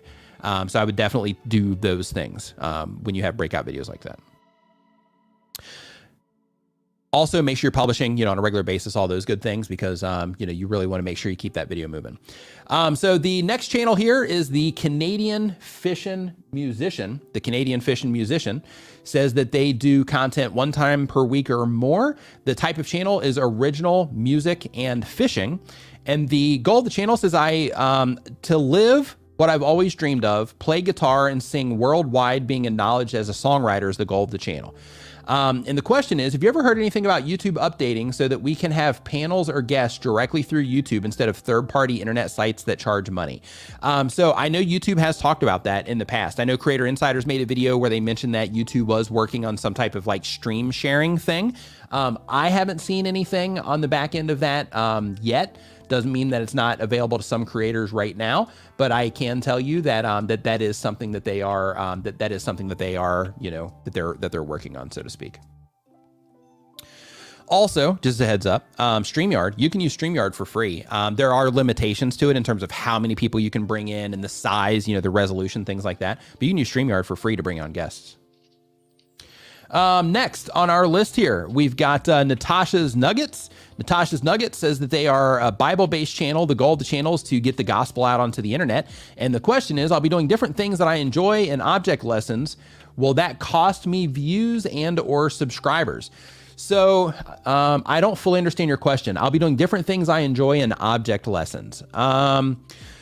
So if you are trying to reach faith-based people, then in that case, I would be making that type of content. If you're going to be intermingling Bible-based content with other types of content, then I would just make sure that it is, targeted towards the people that would also be interested in the Bible-based content, because I'm not sure what you mean by object lessons.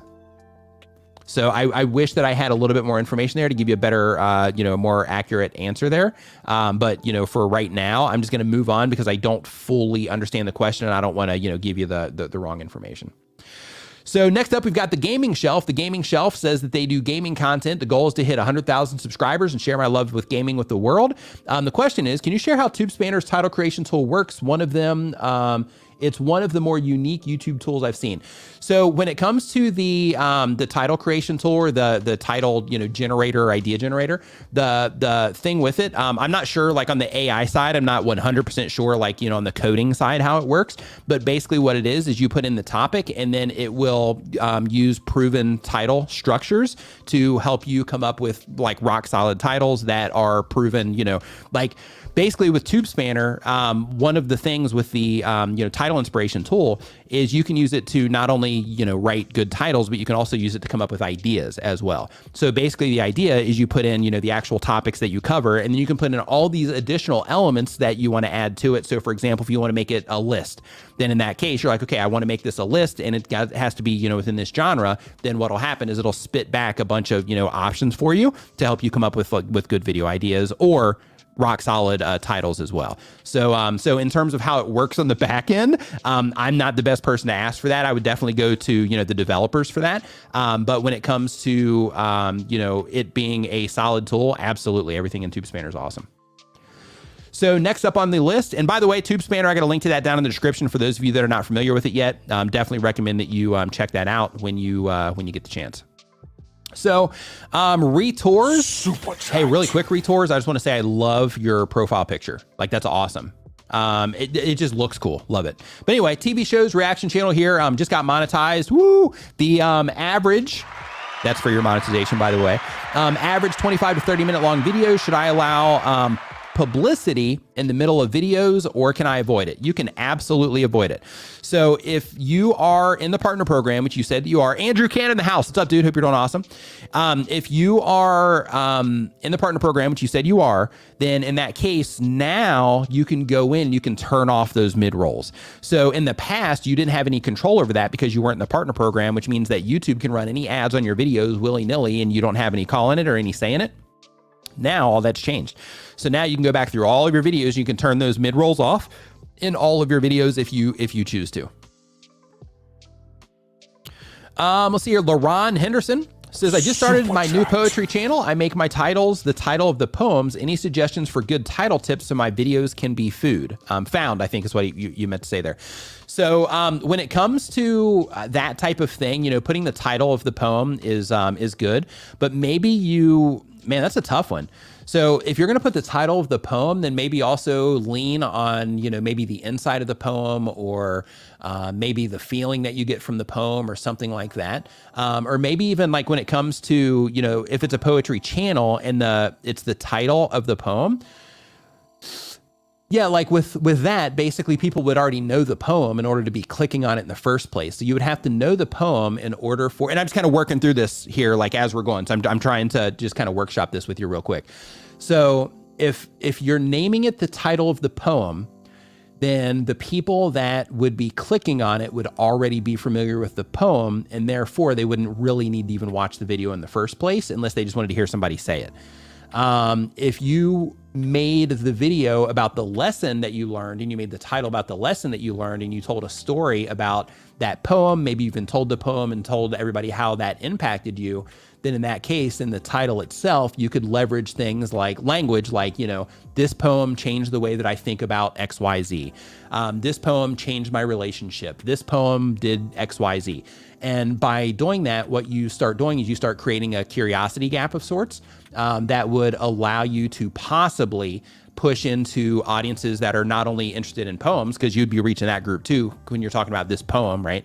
But in addition to that, you might also, you know, reach some people that that are interested in the actual, you know, changes or the impact that you talk about in those titles as well.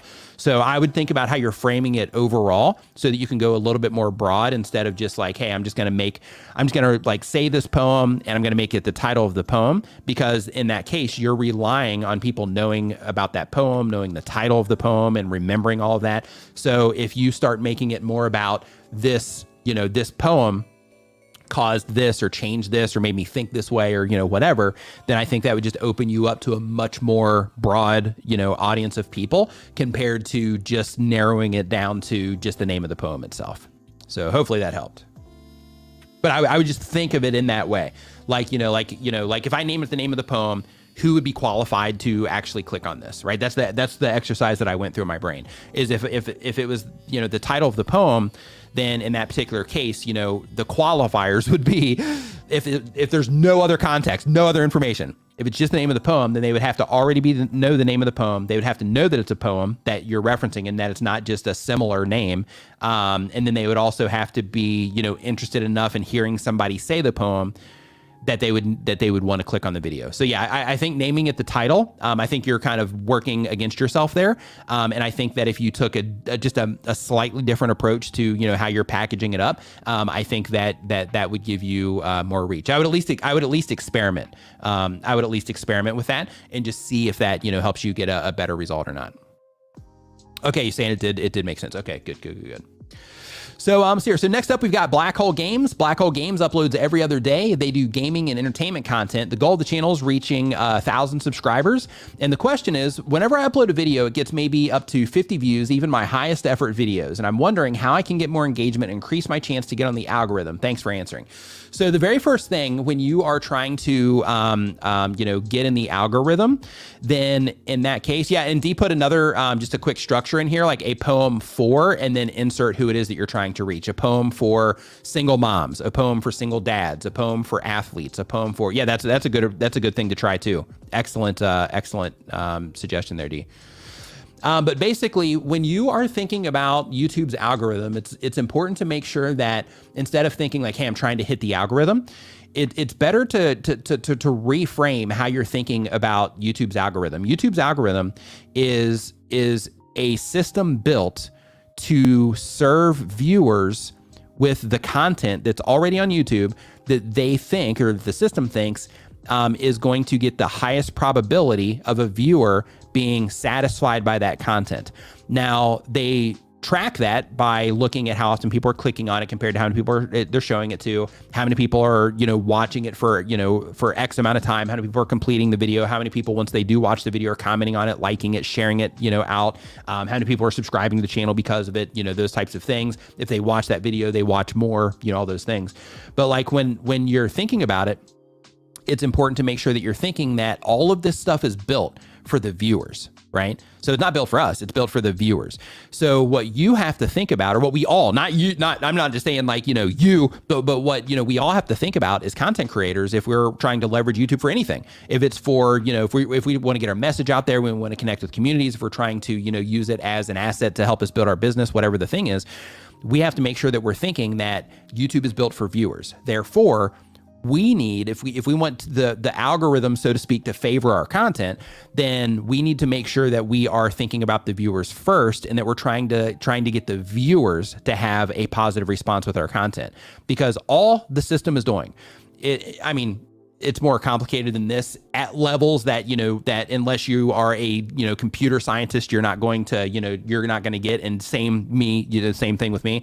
But basically the idea is that if they're making the system to cater to the people, then we need to resonate with the people, right?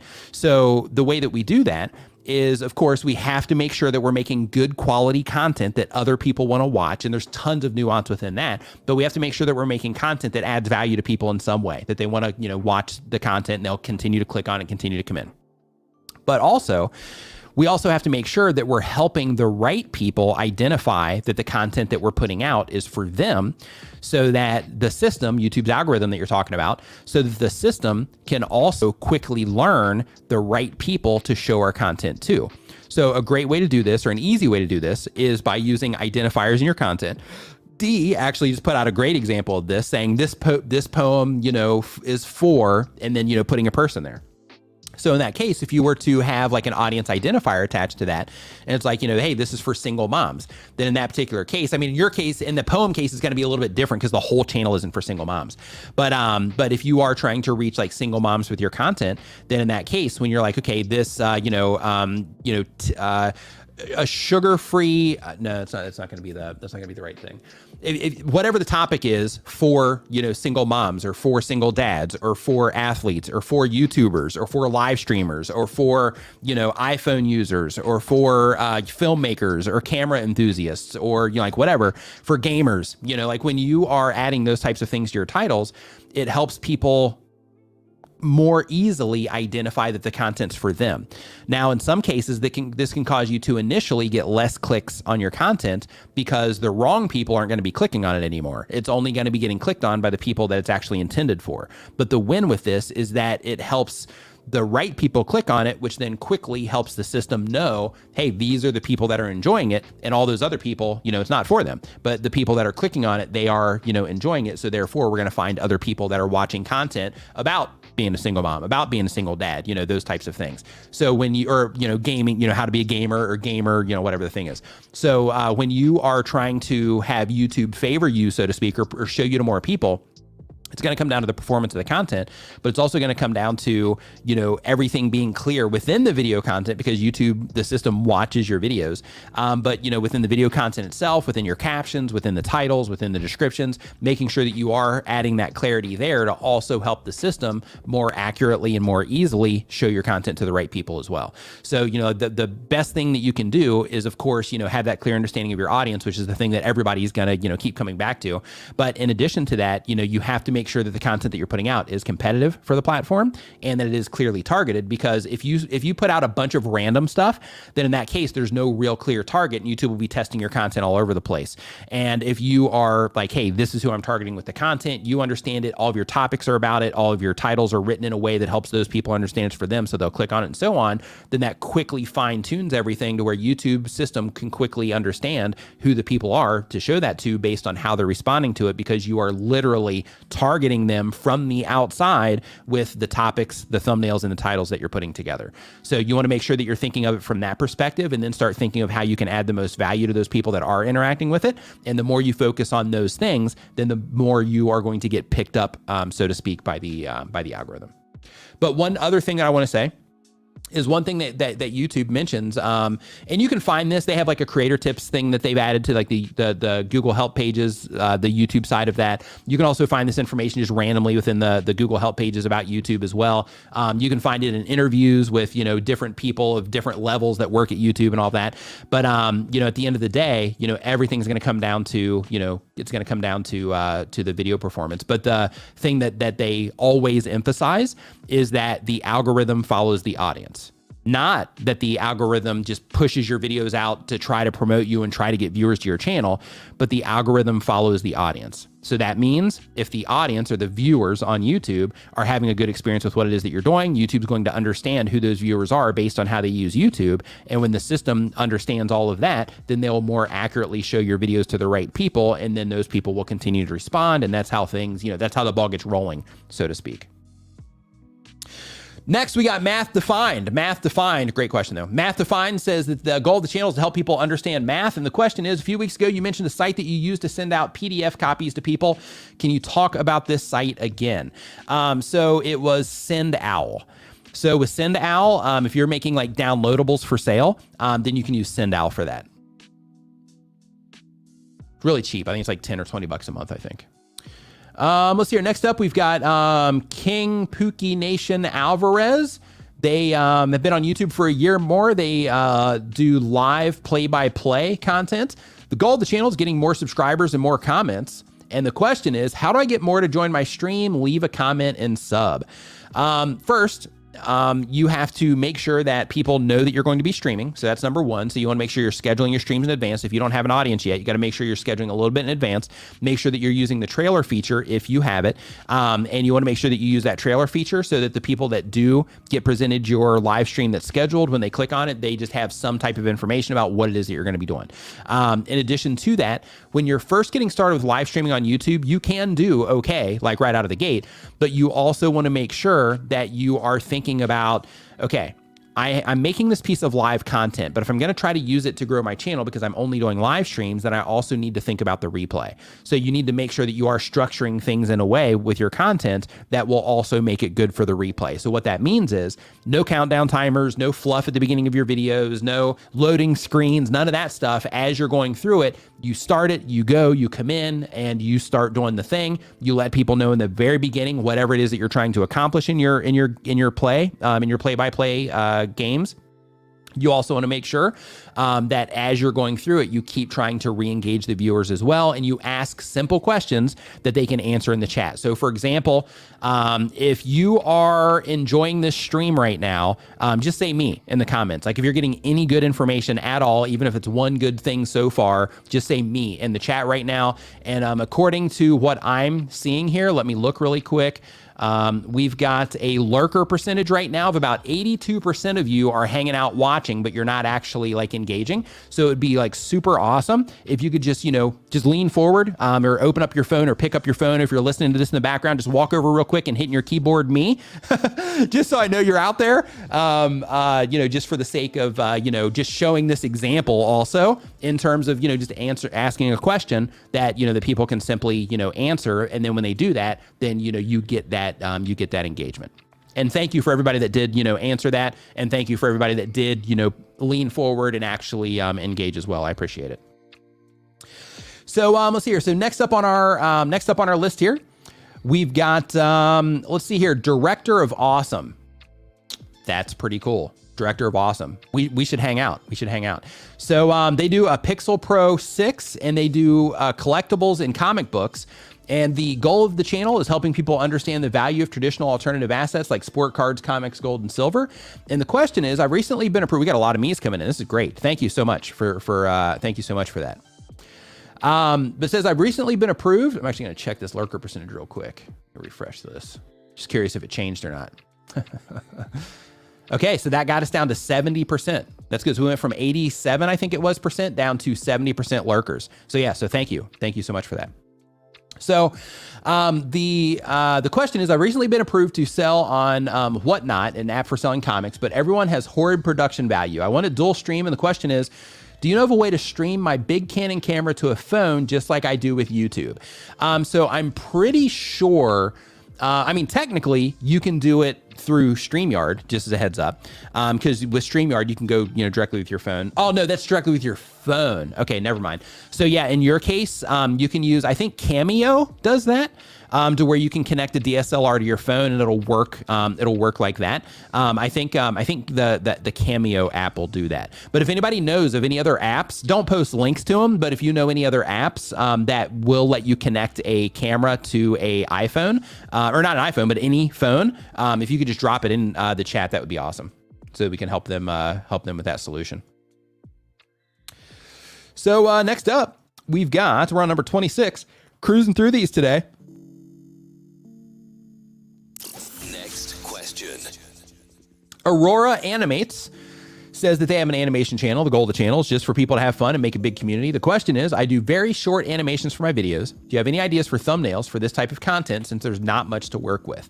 So absolutely, I would do something in the actual thumbnail itself related to the to the animation they're going to be expecting, and the imagery, however you're animating your videos. I'd have that in the thumbnail, and then I would lean on the title for most of the heavy lifting there.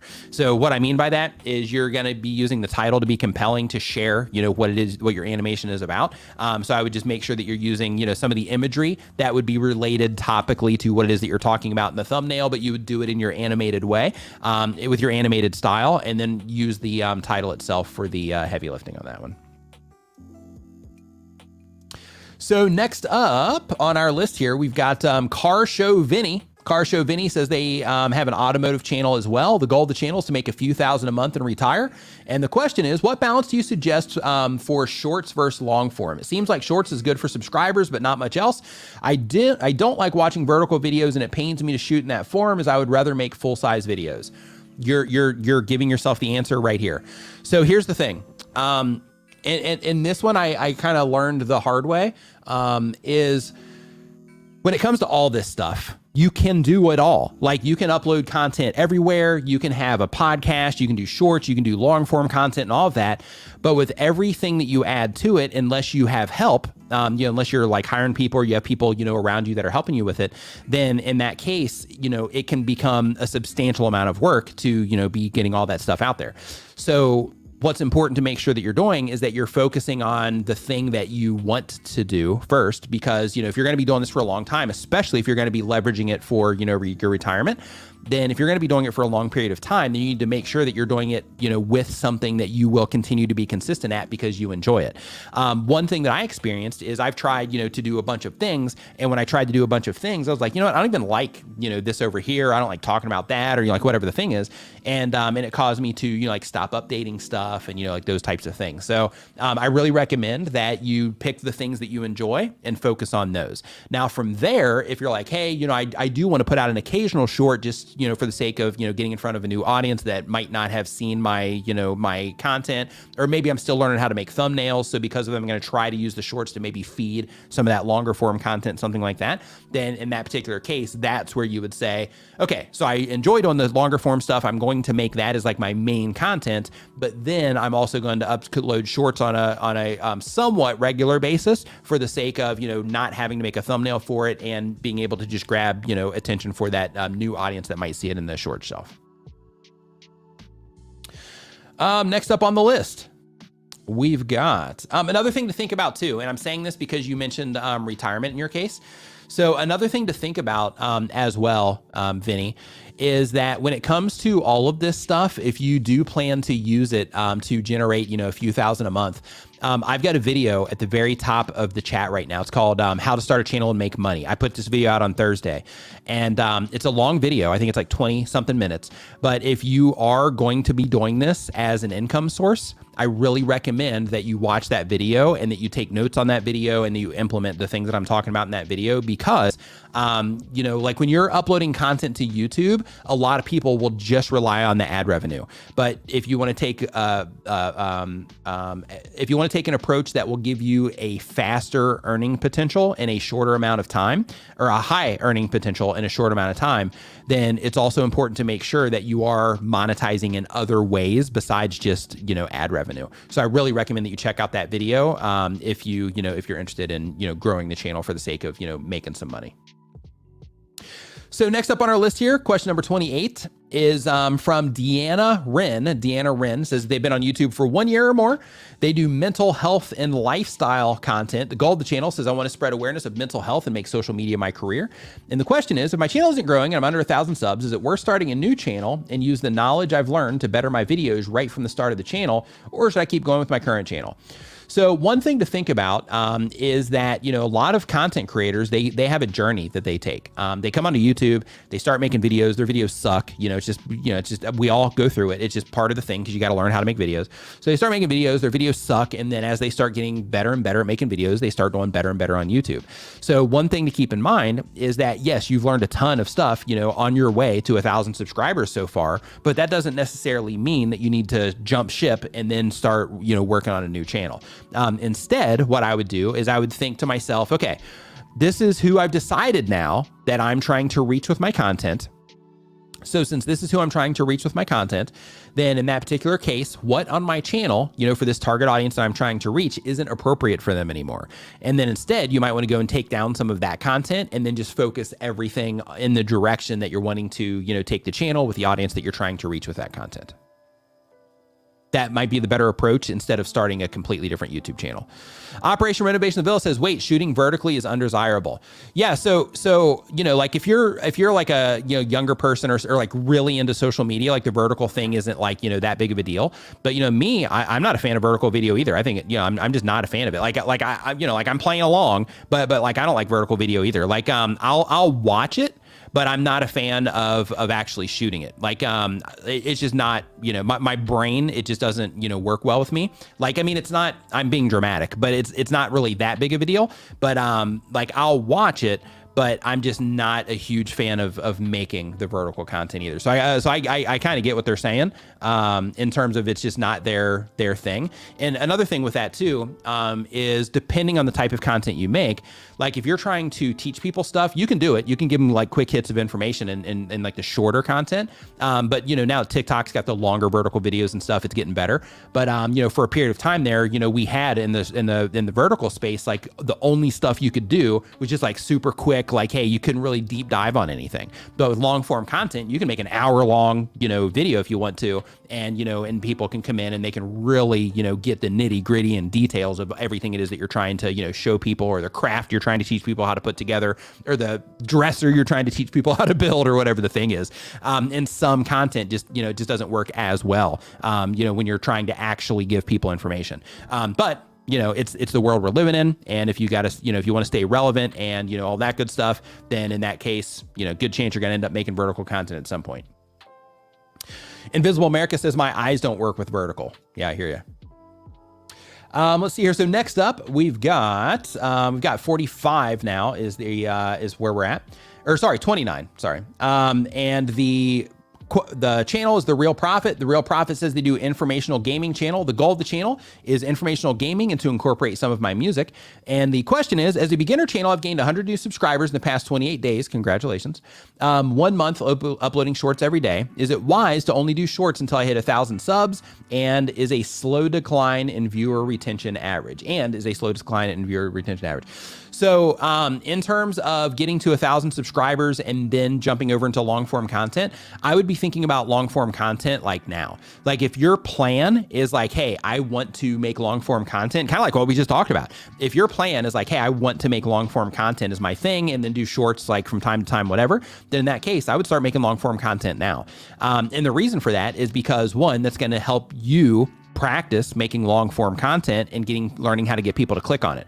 With shorts, okay, so I just want to make this thing really quick since we are talking about shorts and we are talking about long form content. Just one road I want to walk down real quick for everybody is when it comes to short content, when it comes to long form content, you have two different things going on.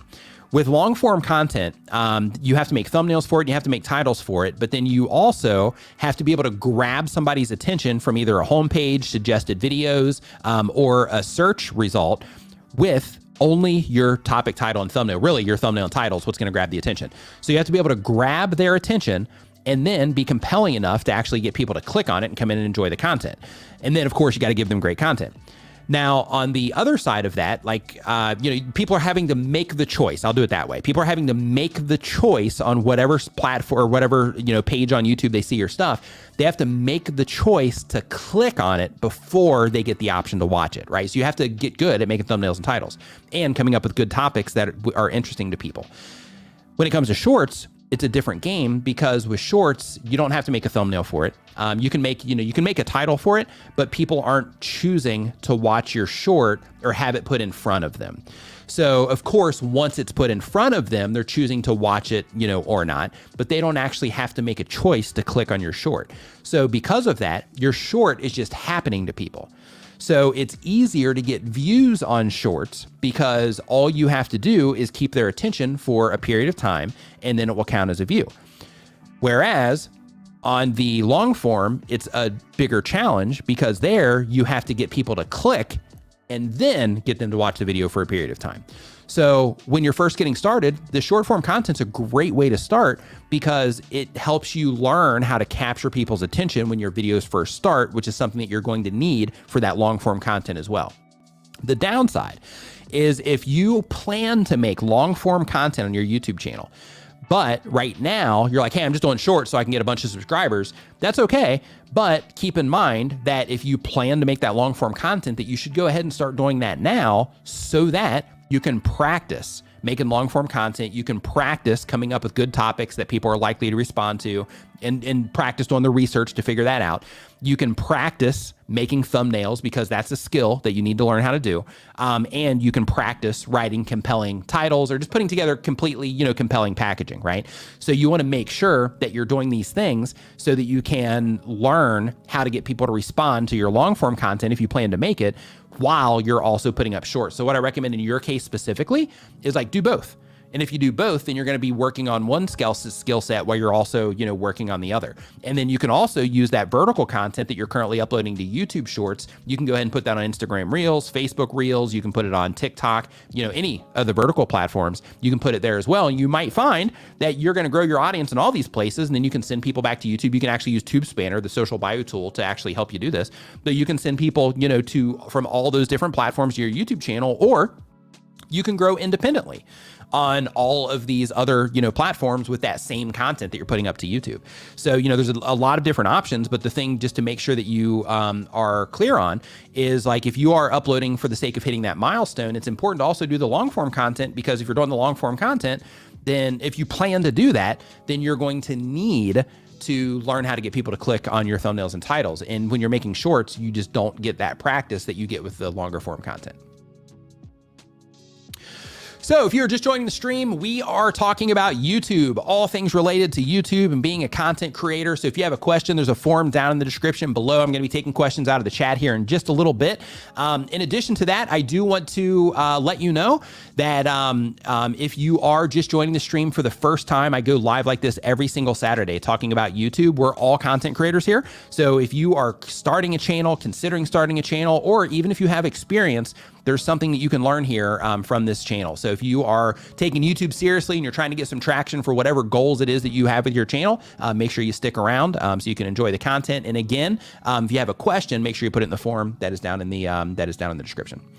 So our next question that we have here today is from Swords and Brushes. I like that channel name.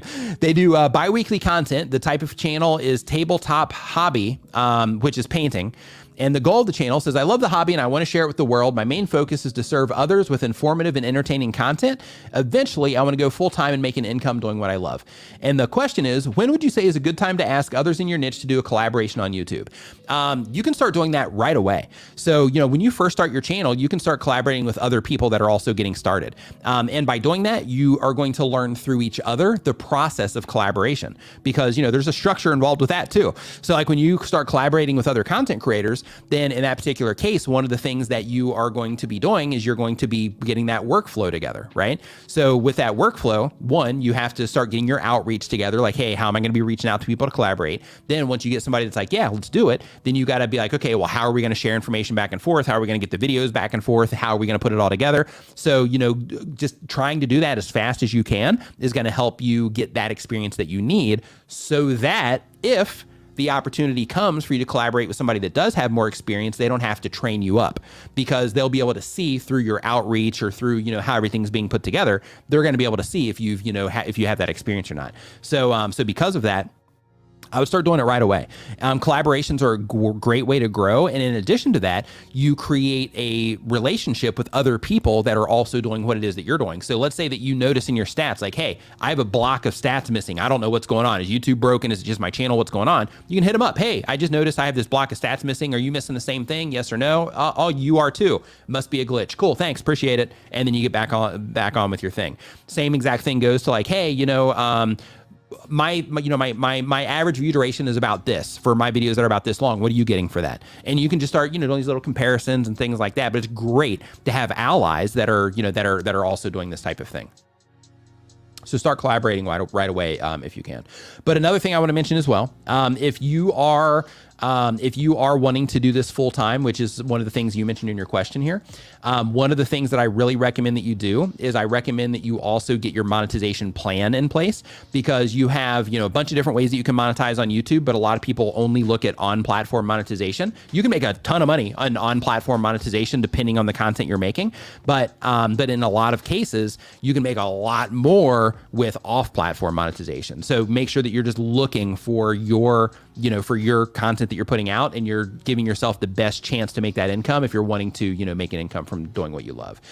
In fact, that video that I published on Thursday, so I also have as part of that, there's a free Google Doc as a part of that you can go in and you can use that for your research on like how to monetize for different niches that you're, considering getting into. In your case, the niche, but you can actually use it to study the other people that are making similar content. So you can see how they monetize so that you can kind of see your options. You can actually get them in front of you and you can make the plan on what it is that you're going to be implementing into the content that you're putting out.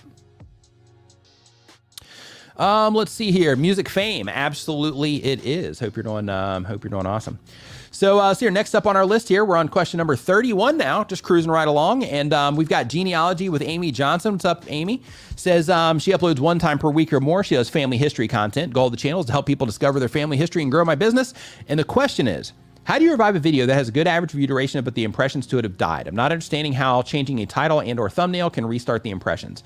It's not necessarily that it restarts the impressions, but with the impressions that it gives, it helps people respond differently. They can respond positively or negatively. So it can work for you or against you. But in addition to that, Another thing you can do when you have videos on your channel that are proven to, perform well, if you want to breathe some fresh life into them, what you can do is you can make a video, like let's say your next video or the next video somewhere here, like within the next few videos that you publish that are a good fit for that video in terms of relevance for the viewer, is you can have one of the next videos that you're going to publish, you can have at the end of that video where you recommend that video that is already proven to perform well for you as well. And by doing that and sending people in there, I've actually seen in tons of occasions where by simply doing that and sending people from one video that's like a newer video into an older video that isn't getting much traffic anymore, how it can kind of breathe life into it because you basically just hit that video with a bunch of fresh data. So within that, if you wanted to, you could also, update the title and thumbnail as well so that, as it gets put out on YouTube, of course, do this based on your click-through rate compared to the amount of impressions that you're getting. But basically the idea is refresh it and then drive traffic to it. And then by doing that, that should, at least over the next 90 days, that should start breathing some fresh life into that video, as long as people are making it to the end of that first one and they're actually clicking in and they're going over there and watching that. But you can also do that by grouping that video into playlists around the topic as well, to where you're also sending viewers from multiple videos into that playlist where that particular video happens to be, along with other videos that are relevant for the viewer, things like that. But the idea is to drive people to it so that YouTube can understand, like, now, even though it's an older video, now these are the types of people that are responding well to it. So let's try showing it to some more people like that and see how they respond. So that's the approach that you want to take. Next. Let's see here. Next up on our list, really quick before we do that. If you're enjoying the show, remember to give it a thumbs up and share it with a friend right now. Hey, really quick. So here, I know a lot of you are over in the States. I know a lot of you are probably starting your day right now. How many people here drink coffee when you're first starting your day? If you drink coffee, just say me. And there's a reason I'm asking this. I'm not just trying to get engagement. I actually have a little tip for you if you haven't tried this. I actually got this tip from D a long time ago, and I do it occasionally, and it adds so much. So if you drink coffee, just say me real quick. And I just remembered that I did this when I just took the drink. Okay, so we got some people in here. I knew we'd have some people in here that drink coffee. Okay, I knew I could count on you guys. Okay, so now out of you that drink coffee, one thing, and again, this is a tip that I got from D, and it really helps me with the black coffee sometimes. So basically, I drink my coffee black. And one thing that really helps me just kind of get an extra kick from my coffee is I put cinnamon in the cup before, just one sprinkle of cinnamon, just boop. I put one sprinkle of cinnamon in there before I pour the coffee in. And then by doing that, it kind of mixes in everything, like as the coffee's being poured in. Man, it adds so much to the coffee in terms of, just kind of like the kick that you feel from it, but it adds just like a little bit of flavor to the otherwise, just kind of black coffee. And it just adds like a, nice aroma when it's sitting around in addition to the aroma, side of it and all of that. Oh, it's fantastic. Fantastic. I just want to give that tip. A little splash of cinnamon before you pour the coffee in. Great. Another tip, since we're talking about coffee really quick before we move into back into the YouTube stuff, is with sugar. If any of you are trying to wean yourself off of sugar, you brew with cinnamon. Ooh, nice. If you're trying to wean yourself off of sugar, because I used to drink like the really sugary, stuff all the time.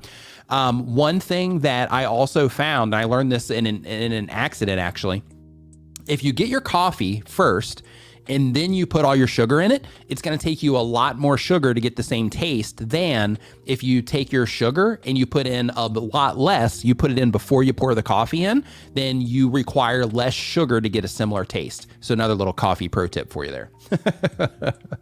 And we got Rich Graham saying butter also. Yeah, I haven't tried butter. Oh, I bet butter with the cinnamon. Oh, it'd be like drinking French toast almost. Oh, yeah, this is good. Hey, we're going to change the topic today. We're just going to talk about coffee tips. No, I'm just kidding. Okay, so let's get back into the thing here. So if you're just joining us, we're talking about coffee. No, I'm just kidding. We were, but now we're talking about YouTube again. So we got Umbrella Rebellion here. D also says butter's good. Yeah, I haven't tried that one yet. Drew saying sugar and coffee, blasphemy. Yeah, I hear you. I'm not about that sugar life and coffee anymore either.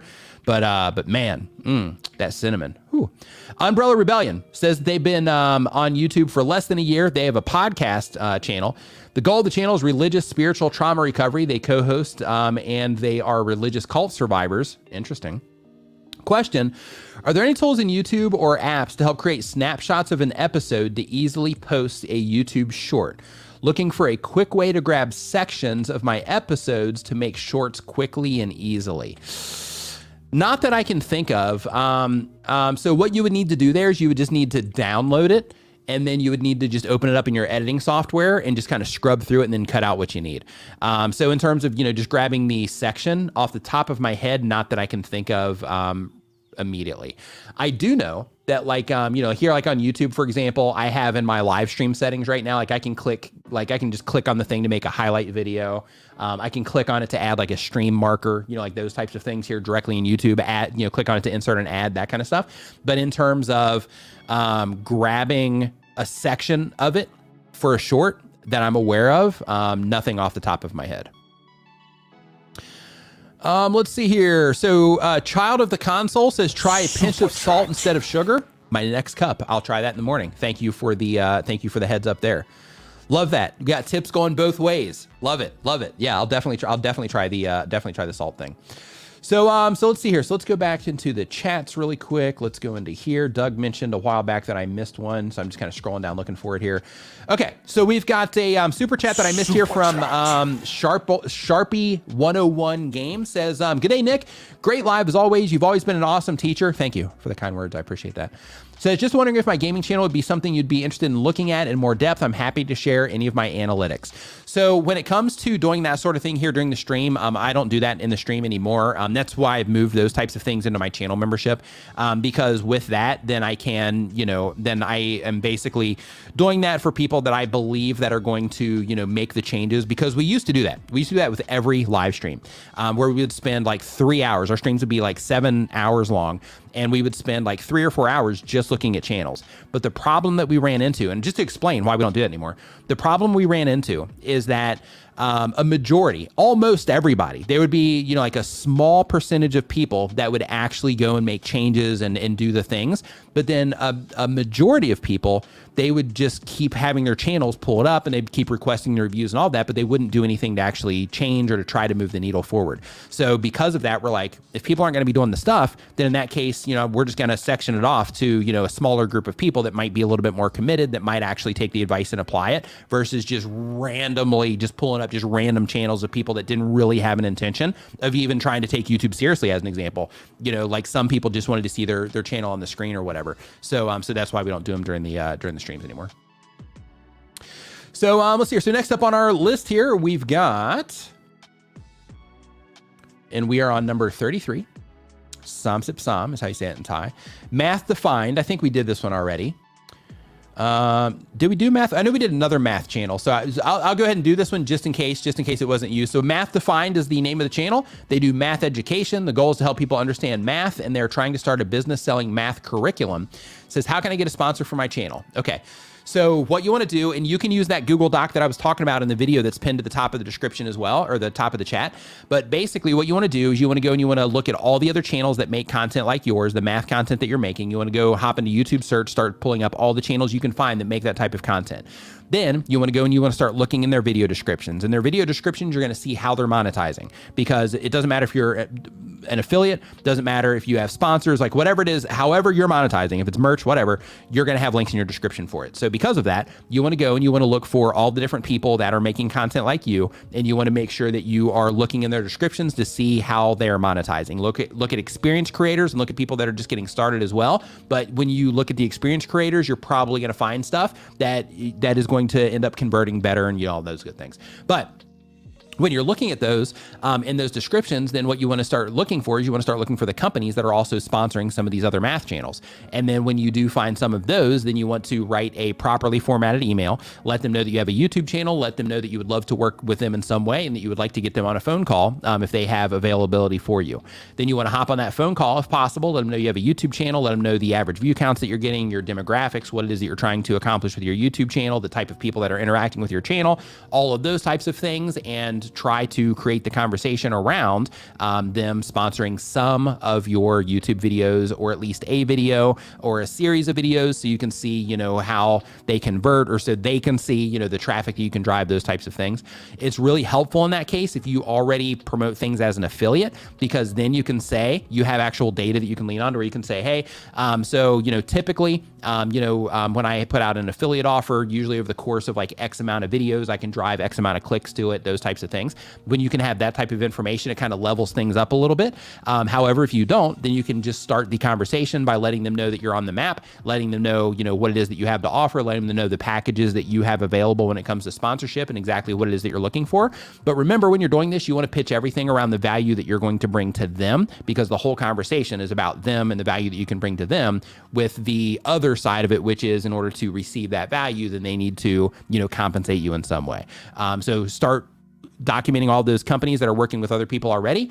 And then in addition to that, start writing down a list of other companies that you know of already that you would like to at least reach out to. And then you want to start basically putting into a sales process to where it's like, okay, these are the people that I'm going to start reaching out to.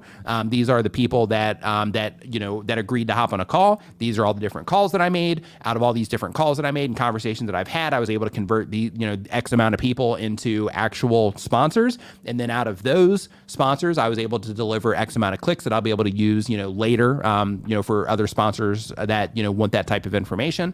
And then you just kind of rinse and repeat that process until eventually, hopefully, with your type of content, you'll find a nice core group of companies that you can continually bring value to, and that they will continually receive that value, and they can also, you know, bring that value back to you as well. And then you can kind of grow, you know, as they're growing their companies more and more and more, you're also growing your YouTube channel and their audience, and you guys are creating this nice, you know, relationship to where you just keep spreading awareness about what it is that they're doing. And then in some, you know, times they'll spread some awareness about you as well.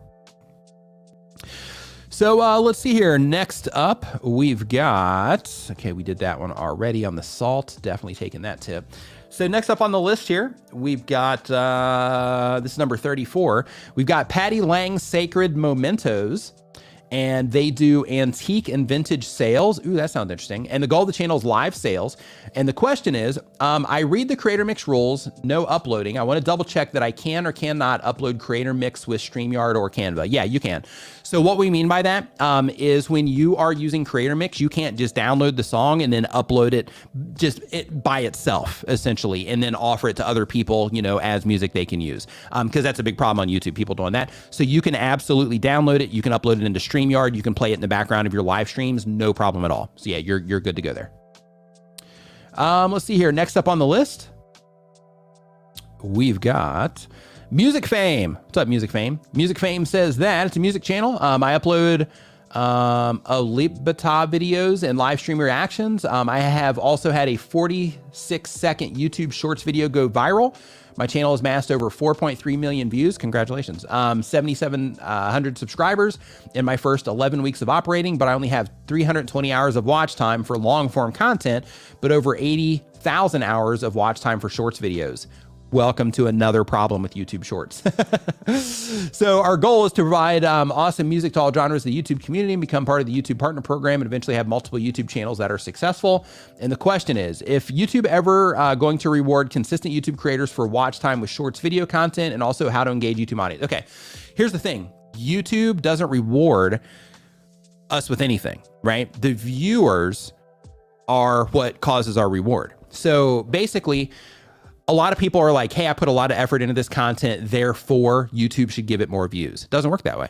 YouTube shows your content to people on the platform, and this is proven if you look in your impressions that you're getting on your videos. YouTube shows your content to people, and then your ability to get them to click or to watch that content and engage with it, if it's a short, both of those things are completely on you.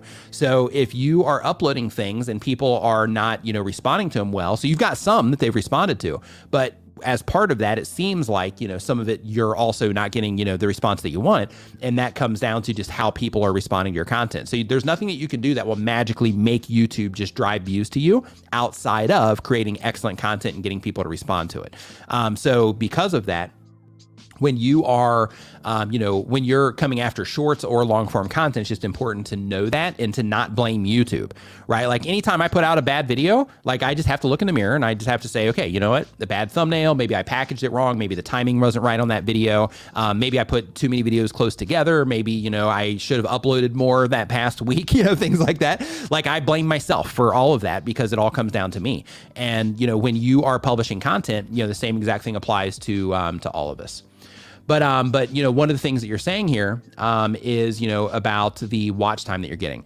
So keep in mind when it comes to getting into the partner program, you definitely want to make sure that you are leaning on some of that longer form content because the shorts themselves right now, it's just not going to happen fast enough. Like you even mentioned, you got 4.3 million views on the channel, but that equals 320 hours of watch time, right? Like let that sink in, everybody.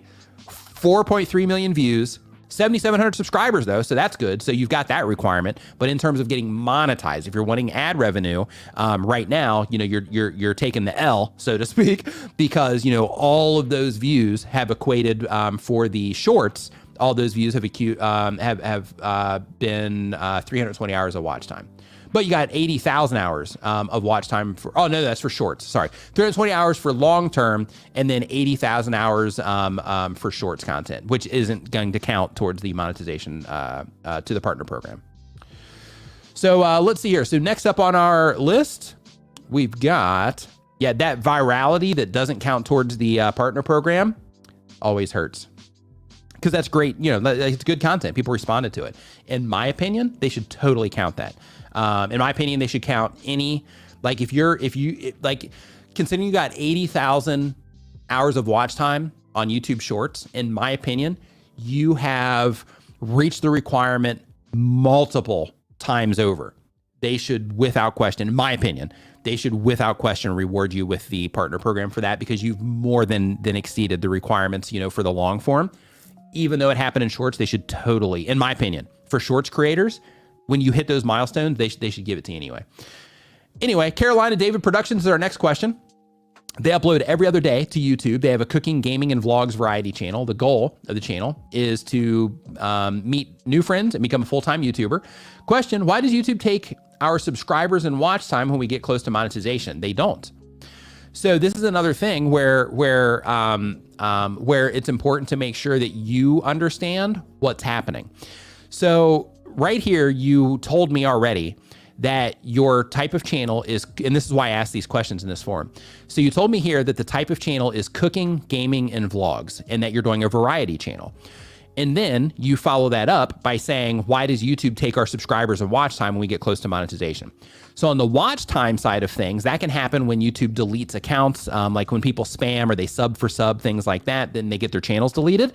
Then in that case, the watch time will also go with those channels. Same exact thing goes for bot accounts, things like that. When it comes to your subscribers taking a decline, then what can happen is, let's say somebody subscribes for your cooking content and then that you publish a gaming video and they're like, wait a minute, I didn't subscribe for this gaming stuff. I'm out of here. And they're going to unsubscribe. Same exact thing goes if they subscribe for your cooking content and they like your vlogs, but then they keep getting hit with this gaming content, right? Same thing's going to happen. So this is why it's so important to make sure that you are targeting a very specific audience with what it is that you're doing so that you can reduce that amount of subscriber loss, especially when you're trying to get into the YouTube partner program. If you want to go variety after that, fine. But to get into the partner program, I would niche down as much as you need to in order to reach a very specific audience so that you can get monetized. But YouTube doesn't take subscribers, and they only delete watch time when it's not when they can't verify the watch time. So what that means is either spam accounts or accounts that have been deleted, those types of things, bots, when they notice bots hitting the channel, those types of things will cause them to take them away. So let's see here. Next up on our list, but people unsubscribe for a bunch of different reasons. But, when you do throw that different types of variety content at them, you can really accelerate people unsubscribing from the channel. Be Hooked Crochet and Knitting, clever channel name there, says they do a crafting tutorial channel. The goal of the channel is they upload step-by-step tutorials of the crochet and knitting patterns they publish on their website. And the question is, what's your advice for already established tutorial-focused channels? Do you see this type of channel doing well? Absolutely. Or is it a bad idea these days since the nature of tutorials is to serve the right person at the right time and then never again? That's not the nature of tutorials at all. So when it comes to tutorials, there's two different approaches. You can grow a community around the type of, content that you're making that are all into, crafting as an example, or you can solve very specific problems that are only needed like one time. So for example, when you make a video, let's say in your case, let's say since you're doing knitting patterns and crochet patterns, then in that case, if you make a video about, the best crochet needles, I think it's crocheting that has needles, but let's say you do the best crochet needles and you give, all these different options in that video for, different crochet needles and all of that. And you don't spread any awareness at all that you have an entire YouTube channel for people that are interested in knitting and crochet, then you're going to have people that'll hit that and they just won't subscribe because they won't know, because they won't click on your channel name. They won't do any of that stuff. They just won't know that you have a whole channel dedicated to it, and they won't subscribe because they don't see it as a resource because you haven't spread that information to them. However, if they come into that video and you're like, hey, by the way, somewhere in the video, by the way, if you're into crocheting and knitting, I have an entire channel where I put out videos like this every Monday or whatever your schedule is. So make sure you remember to subscribe. Right? Then what you start doing there is you start generating more subscribers by simply informing them and sharing the value proposition that you have with your channel by informing them that you have more content that they are likely to be interested in, right? That's the idea. Now, the problem comes with like automotive channels, for example. Like if you have a channel where you're targeting search and you're like fixing the brakes on a Honda, then you're fixing the brakes on a Toyota, then you're fixing like the exhaust on a Pinto, I don't know. And then you're doing something on like a Tesla and you're doing something on, another car, then, it really dilutes the channel because you're not trying to fix like a certain model of car or something like that. So therefore that search traffic that you're getting, they're just fixing that problem. They don't need it anymore. However, with tutorial content, you can absolutely build a community on it because you just have to, because if you are serving that audience by putting out content related to crocheting and knitting, then it's very clear that the people that you're targeting are into crocheting and knitting. So therefore, all you have to do is start spreading the awareness about that so that as people are interacting with your content, they will quickly start to understand through that awareness that you're spreading and letting them know that you have that type of content on a regular basis. They're going to start knowing that, and then you give them that nudge to subscribe. And then as long as they're enjoying your content, they're watching it for a longer period of time, clicking on more videos, subscribing, things like that, then YouTube is more likely to show them more of your content. Now from there, again, it's going to default back on you being able to get those people to click and so on and to bring them back into your channel. But tutorial channels without question are still completely good to go on YouTube, and you can build, great communities around it. In fact, all the YouTube help channels that you see, we all do essentially tutorial content. So some of it is like, hey, here's my screen, here's how to do this, that, and the other thing. And then some of it's just us talking, telling you how to do all the things. But essentially, this is all tutorial content as well. And all of us have communities around our channels. James Gipe, thank you for the super sticker there. I appreciate it. Thank you. So let's see here. So next up, as we keep on going, we've got Mayfield Ranch in the house. Mayfield Ranch says that they do homesteading and garden content. The goal of the channel is to make money and build my brand. And the question is there any optimal video length when you're just getting started? I made 30-minute gardening tours and 5-minute gardening tours. How-to videos are on the short side, like 5 minutes. I'm not seeing the kind of growth that I would like. Okay, so if you're not seeing the kind of growth that you would like, it's important to make sure that you are going in and you're understanding how people are responding to your content. So what that means is you need to go in, you need to look in your analytics, which for a lot of people, this is like the least fun part about YouTube, because the fun part is like making all the stuff, right? Coming up with all the ideas, things like that. That's like the super fun stuff. But then there's the work side of YouTube. If you're wanting to do what it is that you're saying that you want to do here, which is make money and build your brand. So on the work side of it, when it comes to making money and building your brand, you need to go into your YouTube analytics if you're not getting the response you want, and you need to start looking to see how people are responding to everything. So you need to look at your click-through rate, and you need to look in your traffic sources for that to see home pages, how am I doing, suggested videos, how am I doing, search, how am I doing, so that you can start getting an idea of where your videos are performing the best, and you can start trying to figure out why they're not performing well in the other places. So like as an example, If you find that you're not getting much traction in suggested videos, then you have to start thinking to yourself like, okay, what am I doing with my thumbnails and titles? If my video shows up next to another video on YouTube and my thumbnail is like really small, then how easy is it for somebody to be able to clearly see that this video is about whatever it is that they might be interested in? Same exact thing with the title. Before YouTube cuts off the title, do I have the most important thing that's going to help the viewer identify that this is something that they might care about? It helps you just identify those types of things. Also, if you find that you're just crushing it in search with your click-through rate and average view duration, but you find that on home pages, you're not getting anybody to click on your content, then what that means is when people are looking for your videos, that you're able to convert them there because they're literally looking for your content. But what you need to work on is your ability to capture somebody's attention when they're not expecting to watch your content. Let's say they come onto YouTube to hang out here on my live stream, and YouTube shows them one of your videos, on their homepage next to my live stream. What about your video is going to capture their attention and pull them into your video instead of them coming into my live stream, right? So that's the game that you have to learn how to play when you're going after the recommendation features, homepages, and suggested videos. But when you go into your analytics and you start seeing those fail points, or you start seeing where you're not performing as well, then you can start trying to figure out like, okay, why do I think people are not, responding as well? And you start going through these exercises about, okay, is my thumbnail, easy to see? Is it too cluttered? Do I have, is the thing that matters to the viewer, as close as possible to the front of the title, those types of things, so that you can make sure that you give yourself the best possible chance to be able to capture the traffic from whichever place it is that you're targeting. But in addition to that, when it comes to your question, which is how long should a video be? Your video should be as long as they need to be. So on YouTube, people watch short videos, people watch long videos, people will watch videos for an hour. In this live stream, there's going to be some people that'll watch this for a full 3 hours. People watch videos of all different sizes, shorts, people watch videos that are a minute long.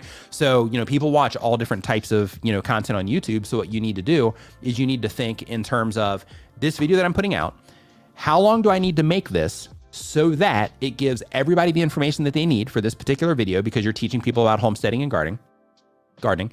So how long do I need to make this video in order for the viewer to be able to get the value out of this that I intend? And then make it that long, and then go through it again and think to yourself, okay, now that I have this video and it's this long, what can I cut out of this that I thought when I was recording it might be a good fit, but it doesn't really, it's not really necessary to have in the video, and then start, cutting that stuff out, in one of the passes that you do, so that you can just really narrow the video down for like, hey, this is the stuff that is going to add the value and it's going to make the best experience for the people when they are interacting with it. So in terms of the video length, just make sure you're thinking of it like that. But one thing to make sure that you are considering is that when you are putting your content out, making some 5-minute videos, some 10-minute videos, some 30-minute videos, that's perfectly okay. And by doing that, one thing that you're also going to find is over a period of time, you're going to start figuring out which ones people typically respond to best as it relates to your content and the people that YouTube is showing it to. So then you can start noticing over time, hey, people typically respond to 10-minute videos way more than they respond to 5-minute videos, or people typically respond to 5-minute videos way more than they respond to 30-minute videos. Or I don't get as many views on the 30-minute videos, but I make a lot more money on the 30-minute videos. So therefore, since one of your goals is to make money and build your brand, then one of the things that you would factor in there is, okay, I get a lot more ad views because I'm inserting, like mid-rolls and things like that. So on the ad revenue perspective, I'm getting a lot more on these longer videos, even though my view counts might not be as great. So therefore, these longer videos are serving the purpose of adding value through the deeper dive content to the viewer, while at the same exact time, I'm also able to generate more income for your YouTube channel.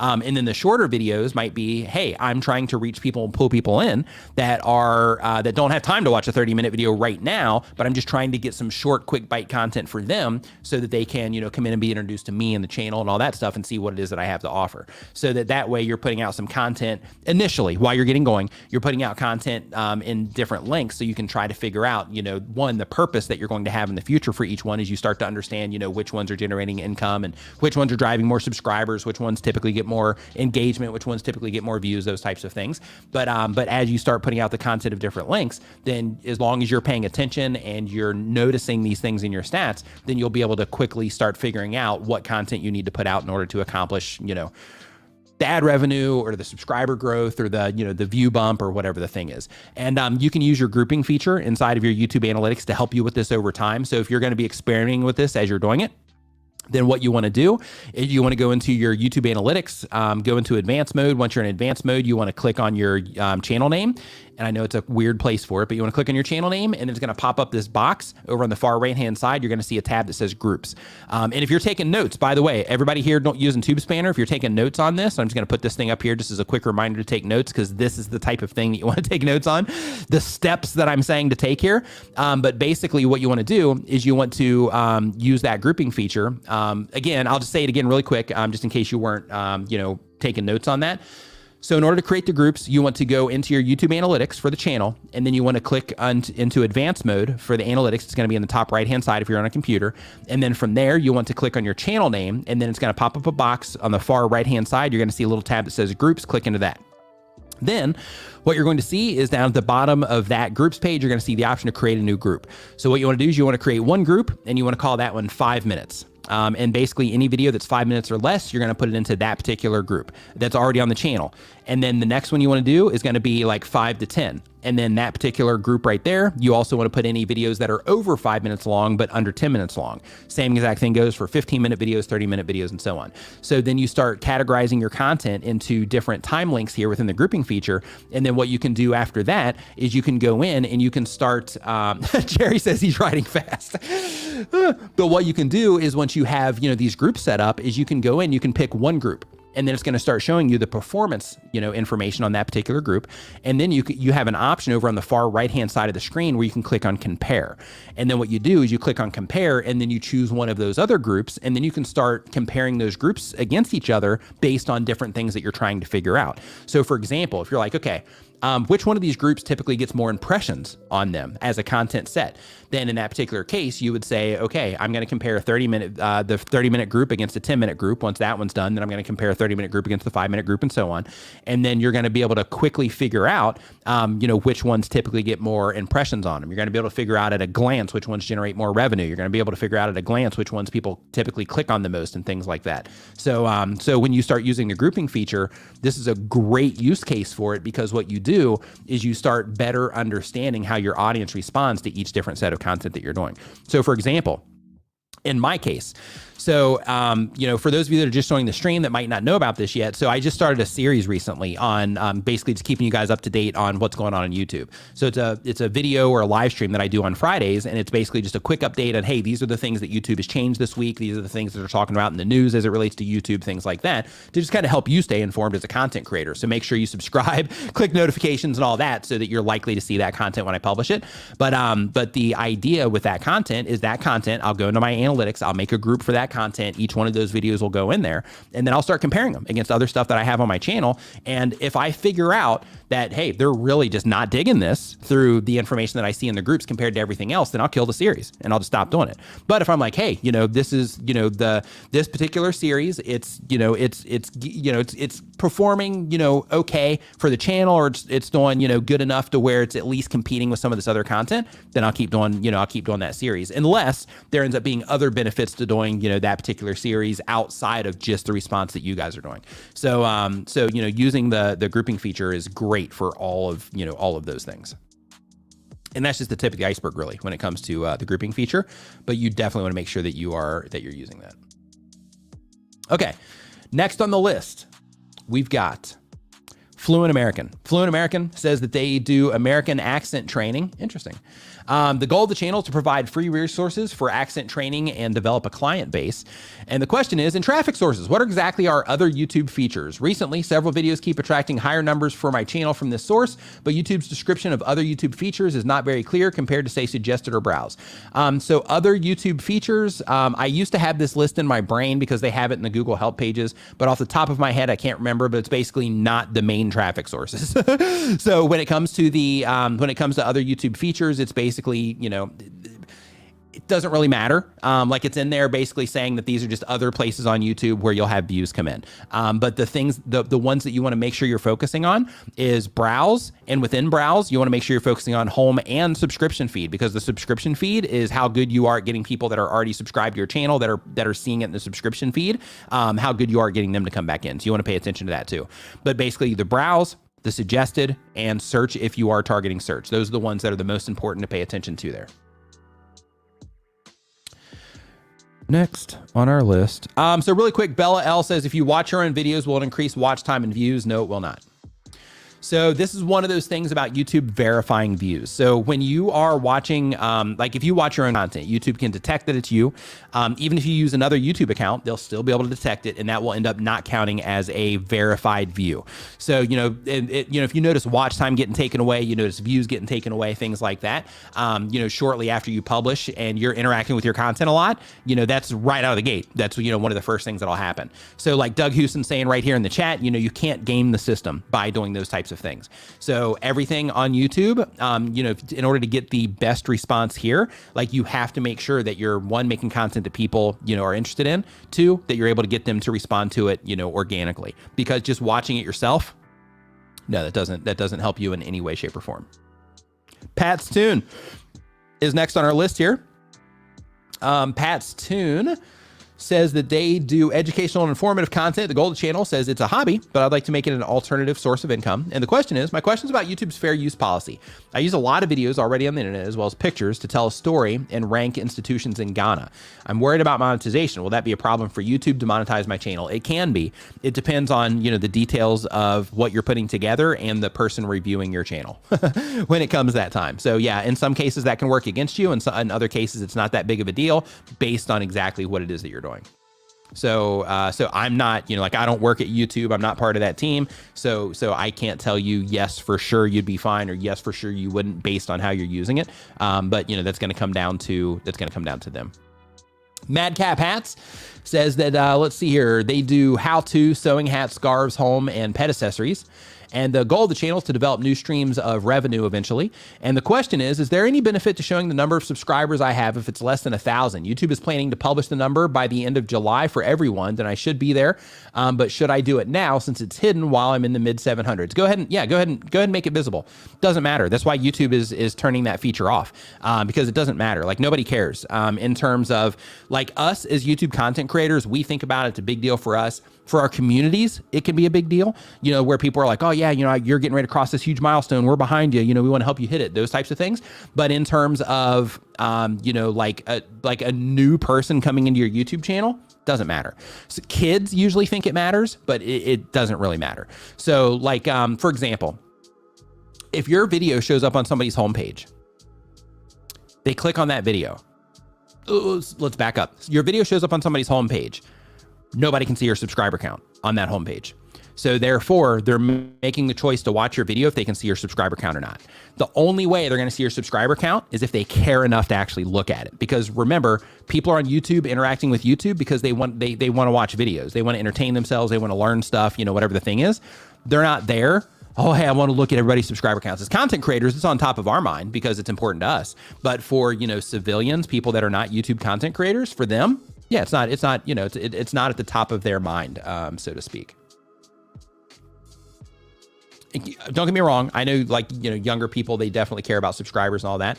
But it's just not as big of a deal as people, you know, seem to think it is. So, you know, again, that's why YouTube's like removing that feature. So next up, we've got the Buffalo Jet Fan. Buffalo Jet Fan says that they do sports content. The goal of the channel is to grow a community, and a legit side income. The question is, I want to broaden my reach to fans of entire NFL. I know there's a significant audience overlap, but those videos always tank. The thoughts of starting a separate channel is daunting. Any advice? So they currently tank, but if you have a sports channel, okay, so you have a channel about the Buffalo Jets. Got it. Okay, so if you're trying to spread out to the entire NFL, then in that case, currently, if you've grown your channel around Buffalo Jets fans, they don't care about the rest of the NFL, or at least as much as they care. I'm sure they do, but not as much as they care about, you know, the Buffalo Jets. So because of that, when you publish your videos, those people, you know, are likely to respond less, but that doesn't mean you can't build that up over time. So as part of that, somebody just mentioned here, change the channel name as step one, which is, you know, a good suggestion. But if you're going to broaden out and try to target, the entire NFL, then in that case, start making that content and start making that content available, and just understand, like, right out of the gate, it might not do as well, but you're going to have to put out a handful of those videos in order for, them to start understanding, basically in order for the system to start showing them to the right people, and those right people coming in and enjoying the content enough to where YouTube will start showing it to more people who are interested in just general NFL. But I agree on the channel name change as well. I don't think this is going to help like video performance, but I think it'll help in terms of, just when people come into your channel, if it's about the NFL, but then they see that the channel is about the Buffalo Jets, then if they're not a Buffalo Jets fan, then they're instantly not going to subscribe, or they're not going to really care about the channel. So because of that, I would definitely make it a more broad channel name as well. Next up, we're at 43, cruising through. Creative Life with Jesus is the next channel. They say that the goal is helping Christians be more creative while they walk with Jesus. And the question is, happy July again. I enjoyed how you turned your small glitch into a lesson about StreamYard. Roberto Blake and you, I think, talks about how not everyone can have big success on YouTube by just being a personality. Even so, you have a personality. Thank you. My wife likes watching you almost as much as I do. We recently went to our son's medical school graduation. One of his lifelong friends said that it's too late to create a channel and have success on YouTube because of corporations that have multiple channels. Why isn't it too late for those of us who have a subject channel as opposed to a personality-driven channel on YouTube? Okay, so here's the thing. People that are not YouTube content creators and people that don't know how any of this stuff works, they have lots of opinions about YouTube, and they have lots of opinions based on other content that they consume about how things work here that is not accurate. So, for example, the person saying that it's not worth starting a YouTube channel because corporations have multiple YouTube channels. Now, I want you to think about that for a second. So it's important to first, if we just break this down in the most logical way possible. First, we want to think about how many corporations on YouTube have YouTube channels or multiple YouTube channels. And then we want to take that and we want to run that against, let's just say it's a bunch, right? Let's just say there's 1 million of them. And then we run that against the 2 billion active monthly logged in users on YouTube. So even if they had 1 million corporations on here putting out content, which they may, there's still tons and tons and tons and tons and tons and tons and tons and tons of people that are not watching that content, or that are just not, or that will watch that content along with other content as well. So right now, in my opinion, is actually a fantastic time to start a YouTube channel. And the reason for that is because even though there's a lot of people that are like, oh yeah, YouTube's been around forever, it's just a matter of time, blah, blah, blah. Maybe true, right? You never know what the future holds. But people were saying that when I started in 2014. When I started in 2014, there were YouTube channels that I watched at that time where the content creators are like, oh yeah, it's over. It's over. It's over for YouTube. YouTube's dead. There's no chance. Nobody has any chance of starting a new YouTube channel. 7 years ago, almost 8 years ago on YouTube, people were saying that same thing. And since that time, tons of channels have grown. Tons of channels have grown to the point to where the channel owner, the person that's making the content, has done so well during that amount of time that they've retired. And they've stopped on YouTube just because they've done so well, and they've just taken, their wins from YouTube and went somewhere else and just done something else in life with it.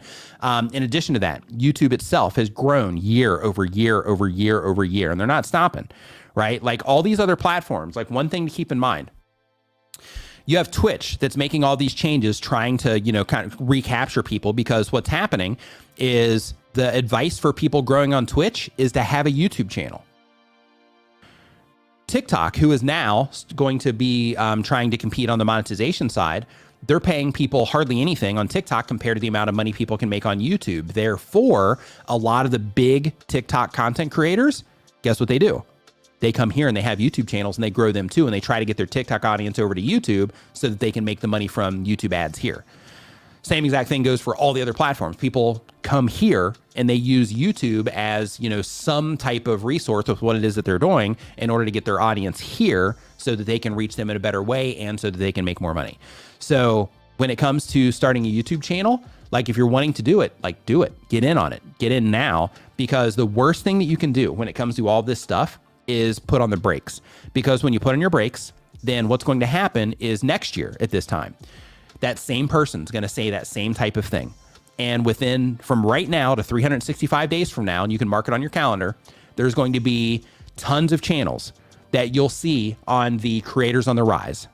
Tons of channels that you'll see come in here. That will be like, hey, I started a channel a few months ago and now I've got 50,000 subscribers. I've got 100,000 subscribers. I got a gold play button. I've been on YouTube for a couple years now. I got a gold play button. You're going to see that this time next year for people that have started their channels this year. So when it comes to, the time to start with all this stuff, there's a huge opportunity right now, and it's saturated. There are a lot of people doing this type of stuff. However, there's still huge amounts of opportunity here, and you don't know. You could start today for people that are hanging out in this stream right now. You could start today, or you could have started your channel a few months ago, or maybe even a year ago. But over the next 365 days, you could have something click in here to where you're like, oh my God, I realize that I've been starting my videos the wrong way. And I realize I've been doing all this stuff that is not for the viewer. And it's all been stuff that, I've just been thinking that I need my videos. I don't even need it. And I just put out this video because I just wanted to get this off my chest, or because I just wanted to try something different, and it blew up. And then you do the same thing with another video and it blows up. And you do the same thing with another video, it blows up. And then next thing you know, you're checking in this time next year and you're coming into the stream. You're like, oh, hey, I was in that video last year that you were talking about in that stream. And now I'm one of those channels that have, these huge subscriber counts, these huge view counts. I'm making a full-time living off of this, or whatever it is you're trying to do. So like right now, in my opinion, is a great time. Not only for YouTube, but there's huge opportunities right now with this short form content everywhere, because, that short form content, even though it has been around for a little bit now, it's still a really new thing in the grand scope of, video content for the internet. So right now, you have huge opportunities, not just with YouTube, but also with TikTok, because like I was mentioning before in the stream, you have one side of things to where on the long form content here on YouTube, you have to be able to make thumbnails and titles and be able to get people to click. But in YouTube Shorts and on TikTok, they just show content to people. So all you have to be able to do is just grab somebody's attention. You don't even have to be able to get people to click, right? So you have huge opportunities right now because of the short form content thing by itself is new. Even though there's a lot of fine tuning that needs to be done on, all the platforms that are offering it, it's still a great opportunity to build your audience so that once they do get the monetization stuff worked out, once they do count it towards the partner program, once they do figure out how to help creators make more money with this shorter form content, or even long form vertical content, either way, whatever direction it ends up going, you're well positioned to capitalize on it because you put in the seed work now, and you're still, still moving things forward and still, getting into that place where you'll be able to do that stuff anyway. But by learning the skills now, as these platforms start to mature more and they start to, cater things a little bit more for helping content creators make money, which if you haven't noticed, the whole creator economy thing, if you're paying attention at all in any way, shape, or form about anything that's going on social media, creator economy, everybody's talking about creator economy, and they've been for a while. Creator economy, there's companies popping up. Creator economy, companies popping up to where they're going to give content creators loans to help them with projects. They're giving content creators credit cards, things like this. There's a whole industry opening up that is preparing itself to fully capitalize on all of the people that are not only on social media now, but all of the people that are also going to be coming onto it. And here's another just harsh reality that we all have to face as well. Right now, the way things are going currently, in the world with, everything being kind of weird right now, there's going to be a lot more people in the future that are coming online looking for work, right? That's going to happen. So one of those outlets is also going to be YouTube, TikTok, things like that, as people are trying to figure out hey, how can I make money online? Because content's one of the easiest ways that you can do it. So, because of that, right now, if you're wanting to get in on this stuff, now's the time to do it. If you're considering taking it seriously, take it seriously. Right now, the iron's hot, so to speak, so start striking. TubeSpanner, thank you for the super chat there. Danielle says, for all the years I've known you, you've said it's never been a better time to create a channel, right? And every year, more and more video creators blow up. The numbers don't lie. Content creation is huge and growing, without question. And, and with this, another thing as well, one of the things that they mentioned is the corporations have multiple channels. One thing that people don't factor in when it comes to the corporate channels, because people that don't, they just don't understand how any of this stuff works. They'll say oh, well, corporate, blah, blah, blah. But they don't understand that, like, when Stephen Colbert comes onto YouTube, he has a built-in audience of people that will come over and interact with his content, which will immediately help his channel do well. They have advertising budgets that they can put behind it. And most importantly, TV has spent decades perfecting the viewer experience. So they know how to keep people engaged. They know how often to change the camera. They know how often to, you know, change up the pacing of what's going on. Like, they know how to capture an audience's attention. They know how to make great looking and sounding content as well. Where we have to learn how to do that. And, you know, some of us will learn it, you know, relatively quickly. But like, they have all that experience that they bring onto YouTube with them, and they have teams of people that are experts in all of that stuff. That's why when they first start out, they do well. They also have the money where they can hire people like, you know, Daryl Eves that cost, you know, thousands of dollars a day just to, you know, sit down and advise them on something for a day. So, you know, like, they can do all of that stuff in order to get the results here. So, you know, they definitely have that type of advantage, but that doesn't mean that on a platform like this or TikTok or any of these other places, that doesn't mean that we, as people that like to watch that type of content, we also like to connect with other, you know, people that are not, you know, that type of thing as well. And that's where we come in, right? Because we are that other side of things that isn't the corporate side that people can come in and connect to, that are just normal people that are on here making content for other people, right?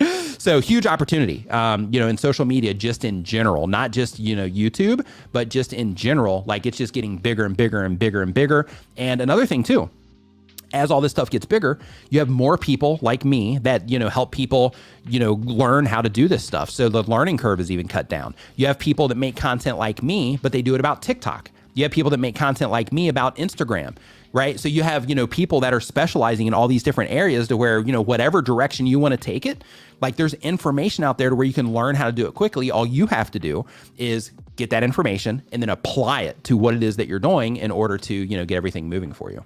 So yeah, get out there and get it if that's what you're wanting to do. So next up on our list here, we've got, because I kind of took that down a ranty road, but we've got the Gen Xeal. Gen Xeal says that they do, let's see here, 1 time per week or more. They've been on YouTube for a year or more. They do political and personality content. The goal is to make a modest income. And the question is, I mostly live stream. Should I create a second channel for the highlights and other edited videos, or keep everything in one place? Good question. So if your live streams are growing an audience, and that audience is, you know, they come in always for your live streams, then in that case, I'd put that stuff on a second channel.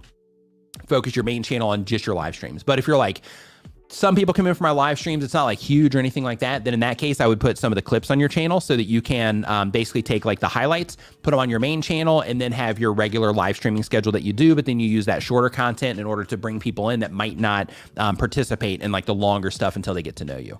So that would be the approach that I would take for that. So really quick, I also want to hop into the chat really quick, and we're going to go ahead and we're going to start answering some questions directly out of the chat. So I'm going to have a quick lightning round here. So if you have a question about what it is that you are doing, go ahead and drop it into the chat right now, but make sure that you put a Q in front of your question so that I can know that it's for me instead of just, you know, like a side conversation or something happened in the chat.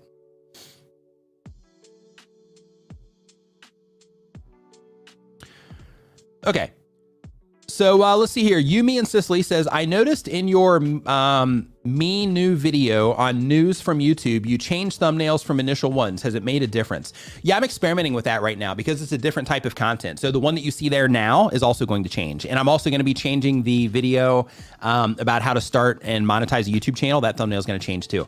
But basically, I'm experimenting with that particular type of content. The news thing, I got a lot of great feedback from that when I first published the first one. So I was like, hey, let's just use it again in this one, but we'll add just a little bit of different information to it to, you know, make it kind of stand out on its own.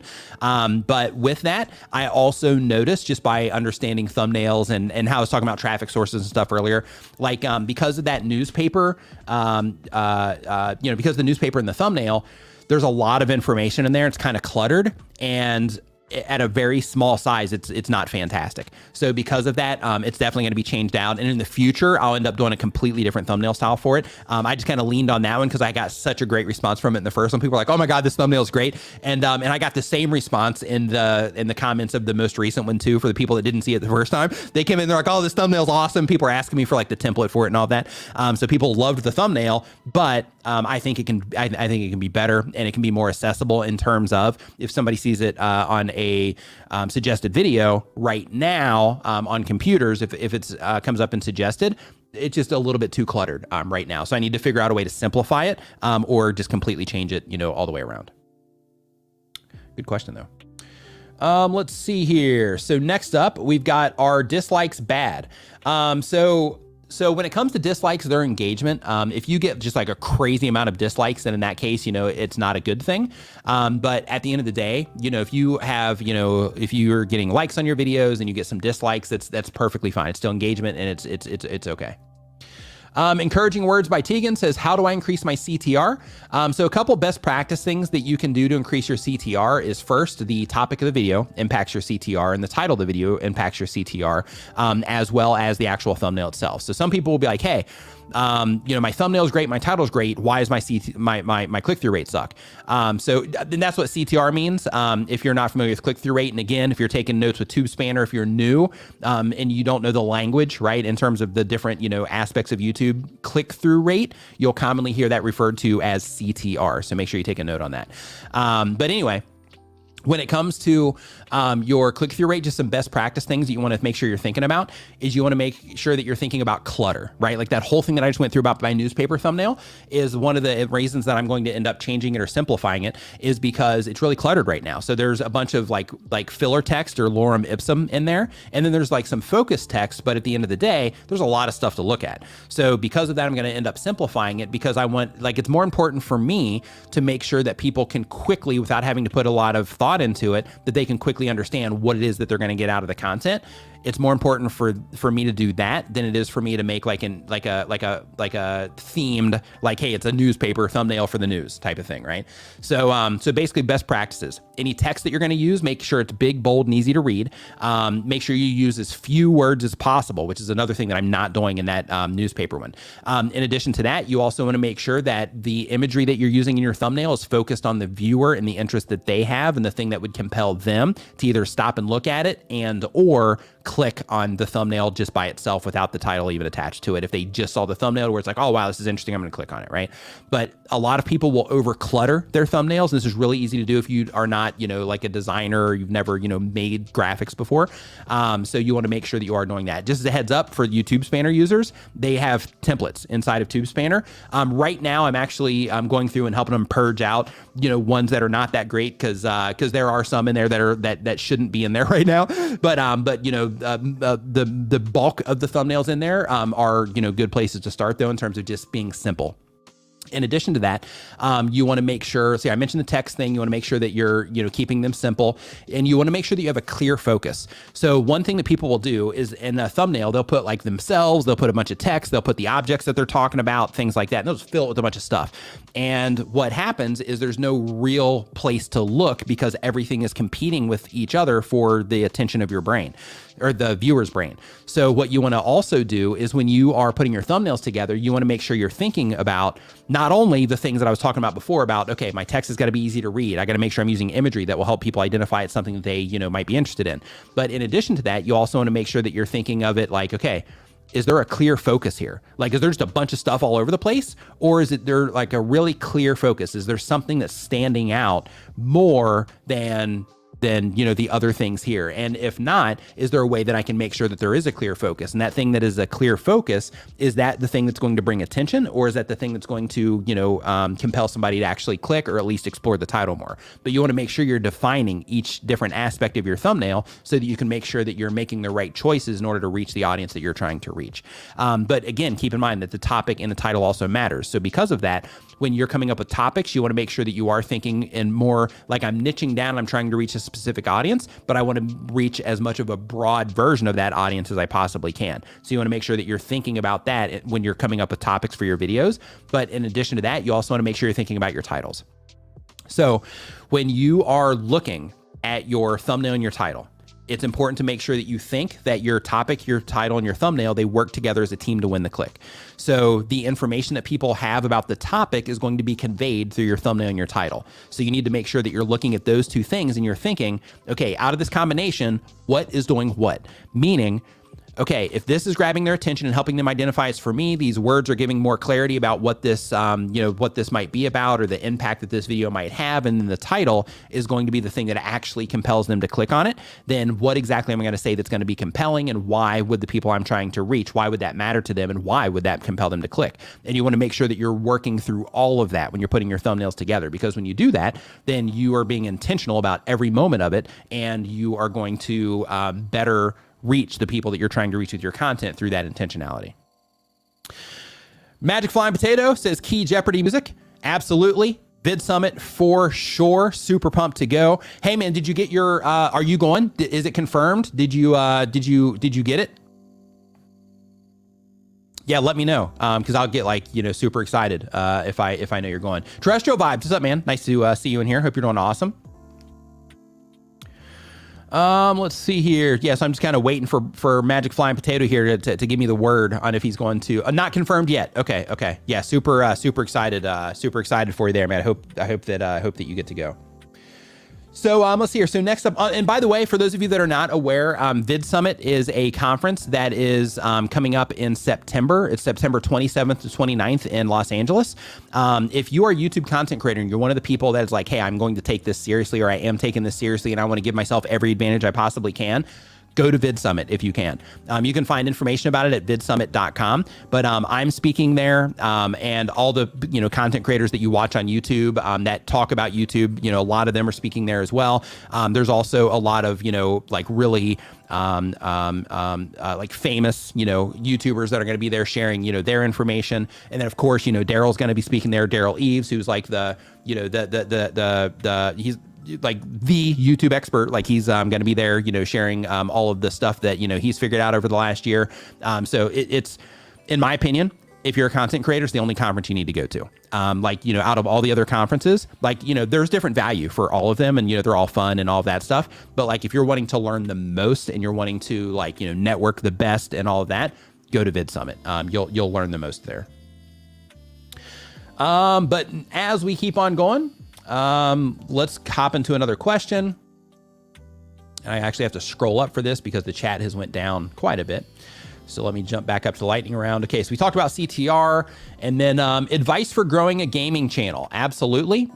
Same exact thing applies to gaming channels. So when it comes to the topic level, right? Like a lot of gamers, some do this, some don't, but like a lot of gamers will just want to play the game, and they hope people will want to come and hang out. And that's cool. There's definitely a place for that. But if you're wanting to accelerate things, then you want to make sure that you have a more of a clear purpose for each video. So when you're publishing your gaming videos, if you're doing Let's Plays, then it's like, hey, I'm making Travis MVP in the house, MCP in the house.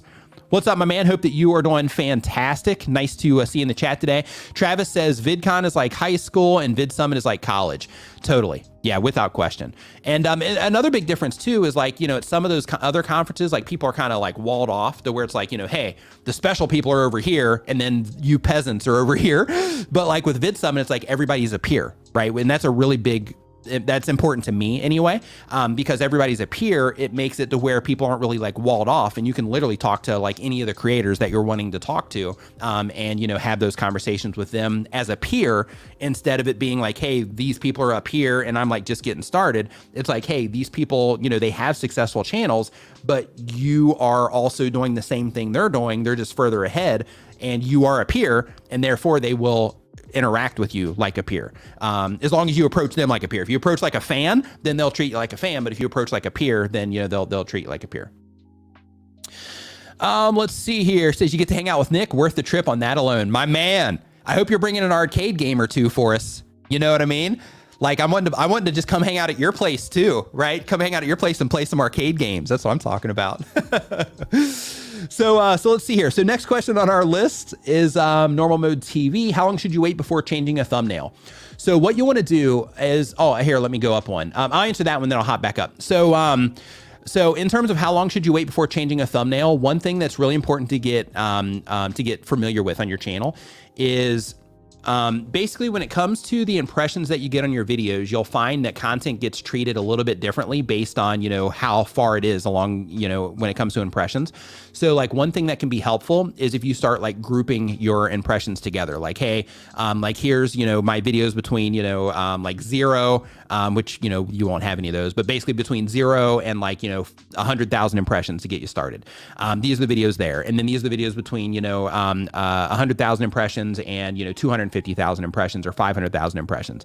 And you start breaking it down, based on, where your channel's at right now and the amount of impressions that you're getting. But you start looking for, okay, my videos, when they have between this many and this many impressions, they typically perform like this, based on the, historical data that I have. And you can sort by date range your analytics to figure all this out. But in addition to that, my, videos between this many impressions and this many impressions, that, the click-through rate in this range that typically looks like this for videos that perform well. So then you can start breaking it down that way, and then that will help you better understand when it is time to make that switch. So for example, if you publish a video and it gets tons of impressions right out of the gate and it immediately, within, the first few hours, it falls into one of those heavier categories with the higher impressions, then in that case, you don't want to necessarily be using the lower impression videos as the guide for that, when you need to make sure that you're looking at what normal looks like for the impressions between, let's say, 100 and 250,000 impressions as an example. So, so you want to break it down that way, and then you want to start creating that average on your channel based on the traffic sources that you're targeting. So for example, you don't want to just look at your average out view for this, like we talked about earlier. So what you want to do there is you want to use that information to say, okay, while I'm in this group of impressions, I am performing like, okay or high here. And then once I cross over into this, now I have, that information. So I'm going to see how I'm comparing here. And if I fall under here, then in that case, I need to make sure that I'm updating it. So the idea is that as you get through those different ranges of impressions based on, your current channel performance, then you're going to notice, of course, as you get more impressions, it typically pushes down the click-through rate of the video because it's going out to a broader amount of people. So that's why you want to start grouping things in that way, because then it starts adding clarity. Instead of comparing like everything to each other, you're making sure that you're being a little bit more fine-tuned or a little bit more accurate with the changes that you're making and how you're comparing it against the other content that you have on your channel. Travel with Bob, thanks. Appreciate that. Let's see here. So I'm going to go up here just a tad because I missed a few. How can I ensure to get consistent 100,000 views on my videos? Normally I get 20 to 40K, but I'd like to consistently make pop-off videos. So if you consistently get 20 to 40,000 views on your videos, then you already have, enough data that will help you get to a higher amount if you are, aggressive about it. So if you go into the content that is currently performing well, if you typically get 20 to 40,000, I'm going to guess you have some videos on your channel that have already hit that 100,000 mark or more. So what you want to do is you want to use that whole bit that I just went through about the impressions. You want to start using that for what you're doing. But basically you want to make sure that you are looking that you're breaking your content down into content sets through the different groups so you can start figuring out the content, the specifics of the content that people typically respond to best on your channel so that you can lean into that for, that higher performing content. You also want to start figuring out in terms of your thumbnails, which thumbnails people typically respond to the best, the title structures that people typically respond to best, those types of things. You also want to make sure that you're going in with all the data that you're getting from your content, that you're really paying tons of attention to your average view duration as well, your click-through rate. That's why you're paying attention to the thumbnail patterns. But you also want to make sure you're looking at your average view duration as well for those, so you can start filling any holes. Because basically on 20 or 40,000 views, you have enough information to really get a good understanding of any mistakes that you might be making in your content that's causing people to leave. So if you want to make sure that you're putting in that work to figure it out so you can get it to that next level, you have to make sure that you're going in and figuring out what is it that I'm doing in these videos that is causing people to leave, so I can try to keep people watching the videos for a longer period of time. In addition to that, another thing that can be really advantageous is if you start thinking of not just like the content itself, but you start thinking of, okay, when people finish this video, what video can I hand it off to so that I can make sure that they end up, a lot of people start watching more videos by clicking on my end screen, because when you start doing that, it'll help the originating videos perform better as well. So the deeper you can take people into like a set of videos, for example, the better that originating video is going to do. And as that chain continues on, the better those videos will do too. So, so because of that, you want to make sure that you are thinking about how, like, once people get to the end of your videos, how can you get them to watch another one? Like, really put a strong focus on that and focus tons on your average view duration. And then that whole thing that I just mentioned about, your impression ranges and looking at your thumbnails and thinking about, okay, what do I need to update that is falling or underperforming based on how my videos typically do within these impression ranges. So you definitely want to make sure that you're doing that. In addition to that, when you are putting out your videos, try to start thinking of your content in sets if you're not doing that already, so that you can start more intentionally driving people from, content to content in order to, try to make that thing happen that I'm talking about. In addition to that, driving people into playlists is another thing as well, because that's one more thing. The idea I'm trying to express, people are coming in and they're watching your videos, right? So you're doing the right thing. So the next thing you have to start thinking of is how can you make it as easy as possible for them to find more of your content, because the deeper they go into it, the better this video is going to do, in addition to understanding the impression ranges so that you can make sure that you are making any changes that need to be made to your thumbnails and your titles in order to ensure that, that those are performing at the rate that is typically good for your channel as well. Let's see here. So next up, we've got, how do I plan unpredictable content like training wild Mustangs? In that case, what you might want to do is you might want to make it about training the wild Mustang. So like, for example, your video first starts and it's like, hey guys, so today what we're doing is we have these Mustangs, you can see them here behind us, and we are going to be trying to get them to do this specific thing. So, so we've only got like 2 hours to do this, add some drama to it. We've only got like 2 hours to do this. So, so let's go over here and see what we can make happen. And then you go over there, you go through the thing, whatever, but you've built it up in the front end to where it's like, oh, let's see if they can make it happen or not. And then, in some cases you'll make it happen, other cases you won't. But the idea is to, create some type of thing at the beginning to where people, get a little bit more committed to the video based on, how you sell the video essentially when they first come into it. Let's see here. Next, we've got from some random guy, are generalized things like Mr. Beast does, where he has in his description, subscribe and I'll buy you a cookie. So those types of things, like you can do that, especially in like entertainment content. Technically, you can do it in any case, but the place where that works against you is like when you're trying to get going and you're not in that position, when people don't have that clarity and they don't really understand what it is that you're doing. Or let's say they watched one video and they go to your channel looking for more and they don't really understand like what's going on. Then in that case, it's just like one thing that's working against you. So when you add clarity to those little types of things, then it can really go a long way, especially when you're getting started, to help you start picking up that initial momentum, because every viewer that comes in, like everything counts, with every person that comes in. So you have to make sure that you're making it easy for them to understand what it is that you're doing so that they can make the choices that they need to make in terms of, am I going to subscribe? Am I going to watch more? Is it worth my time to go and hit the videos page or to scroll around this channel looking for more content based on the information that you give them in terms of, this is the type of content that I publish on this channel, as an example in your channel art. We did the thumbnail thing. How often should a new YouTuber upload shorts to gain subs? Just working in your schedule. What you want to think about is you want to think about like long term, right? You're going to be doing this for a long time if this is something that you're wanting to do. So because of that, just go at a pace to where you can sustain yourself, to where you can do it on a regular basis, and it's not like a big cramp on your lifestyle, but it's something that you can do, on a regular basis where you just keep putting content out at a pace that you're comfortable with. Let's see here. Style Setter says, how can I learn to speak naturally in front of the camera? Great question.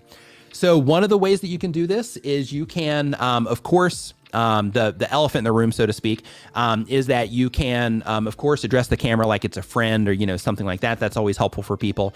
In addition to that, I always recommend that people get used to, like, here's the problem. When you're out in the world or you're talking with friends or whatever the thing is, you are interacting with somebody, right? And when you're talking, typically when you're talking out loud, you're interacting with another person, or you're on a phone talking to another person, you're on a video call with another person, whatever. When you're in a room alone by yourself and you're talking to a camera, it's extremely awkward. So because of that, your brain is like, hey, this isn't right. And you'll act all weird on camera and stuff like that. And you just won't communicate in your natural way. So because of that, what I recommend to people is that you start first with practicing talking out loud when you're alone, of course, so you don't look like a crazy person, but that you practice talking out loud about the topics that you typically talk about in your videos when you're alone. So you're driving, to work, or you're driving home from work, or you're home alone, or whatever the thing is. practice just talking out loud about the things that you talk about or other random things so that you can get comfortable talking out loud when you're just in a room by yourself with a camera, right? In addition to that, I also recommend that if you're currently scripting your videos, I recommend that you try bullet points. And the reason that I recommend that you try that if you're having trouble communicating naturally in your videos is because when you're scripting, you're thinking about all the different words that you say in your script, and you're saying like, okay, I got to remember this line or this paragraph or whatever, and I got to look at the camera and say it. But when you work off of bullet points, it's different because there you have the idea and then you express that idea in your natural way of communicating.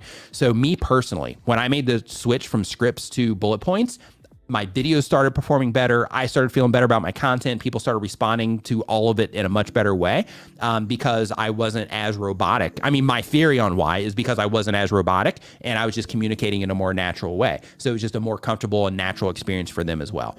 So I recommend that you do those types of things. In addition to that, for just confidence in general on the camera, it can help just kind of move around a little bit before you hop on camera to get your blood flowing. In some cases, you can mess with your physiology for this, where you do like the strong poses and things like that in order to and I'm serious about this. Like stand up straight, take some deep breaths, pump out your stress, or pump out your chest. Kind of put your shoulders back a little bit. Take some deep breaths and get in like a more confident stance. So then when you sit down to, make your content, your physiology is also, making you feel better about doing it as well. Those things are also, extremely helpful. So I do want to mention something really quick. Again, if you're not a TubeSpanner user, it'll help you in a bunch of different ways. I recommend that you try TubeSpanner out. You can just go to tubespanner.com and check that out. In addition to that, we also have Creator Mix, which is a free music resource for YouTube content creators. You can use it in your live streams, video content, and all of that. Make sure you check that out at Creator Mix. We also have a YouTube channel for that. All the links are down in the description for that. TubeSpanner, everything else that I'm getting ready to say. But also make sure you check out TubeBuddy, which will help you in a bunch of different ways with your YouTube channel. If you're a YouTuber, you should be using that and TubeSpanner. If you are a live streamer, I encourage you to check out StreamYard as well. All these companies, they help make it possible for me to be able to do this and add this value every single Saturday. So at least check them out. If you decide to get them, that's one thing, but at least check them out so that you can see the benefit or the help that they'll be able to give you. But I also want to let you know that if you are a YouTube content creator and you're just getting started, we shared a lot of information here in this stream today. I really encourage you, if you are, getting started with all this stuff, I know it's a bunch of information that you heard, and some of it, may have made sense, some of it may have not, but any of the information that you heard today, the reason I'm telling you to take notes is because, I want you to get some of this information, then I want you to go apply it to what it is that you're doing, or at least look at your channel, look at your content, and think to yourself, all the stuff that we were talking about over here, how does that apply to my channel, what it is that I'm doing, and how can I implement some of these things? Because the information is great, but without action, none of it matters, and it's not going to make any difference if you don't take action, you don't start implementing some of this stuff, into what it is that you're doing on your channel. So with all that out of the way, I hope that your next video is a success. And I also want to let you know that I do live stream here every Saturday at 9 a.m. Eastern. And right now, for those of you that were wanting feedback on your YouTube channels, we're like, hey, will you take a look at my YouTube channel? Right now, my brother D and Daniel Batal, they are going live over on the StreamYard YouTube channel. As soon as I hit end broadcast, it's going to just drop you right over into there. So if you want to participate there, have them, give you some tips on your actual YouTube channel and pull your channel up on screen and actually give you tips on things that you can do better, head over to that stream and hang out there. Go ahead and get your name in the hat, so to speak, so you can get your channel pulled up and you can get some direct feedback from them. And outside of that, thank you so much for hanging out. I hope that you got some value out of the stream today, and I will see you same place, same time, same place next Saturday at 9 a.m. Eastern, and have a great rest of your weekend, and I'll see you next time.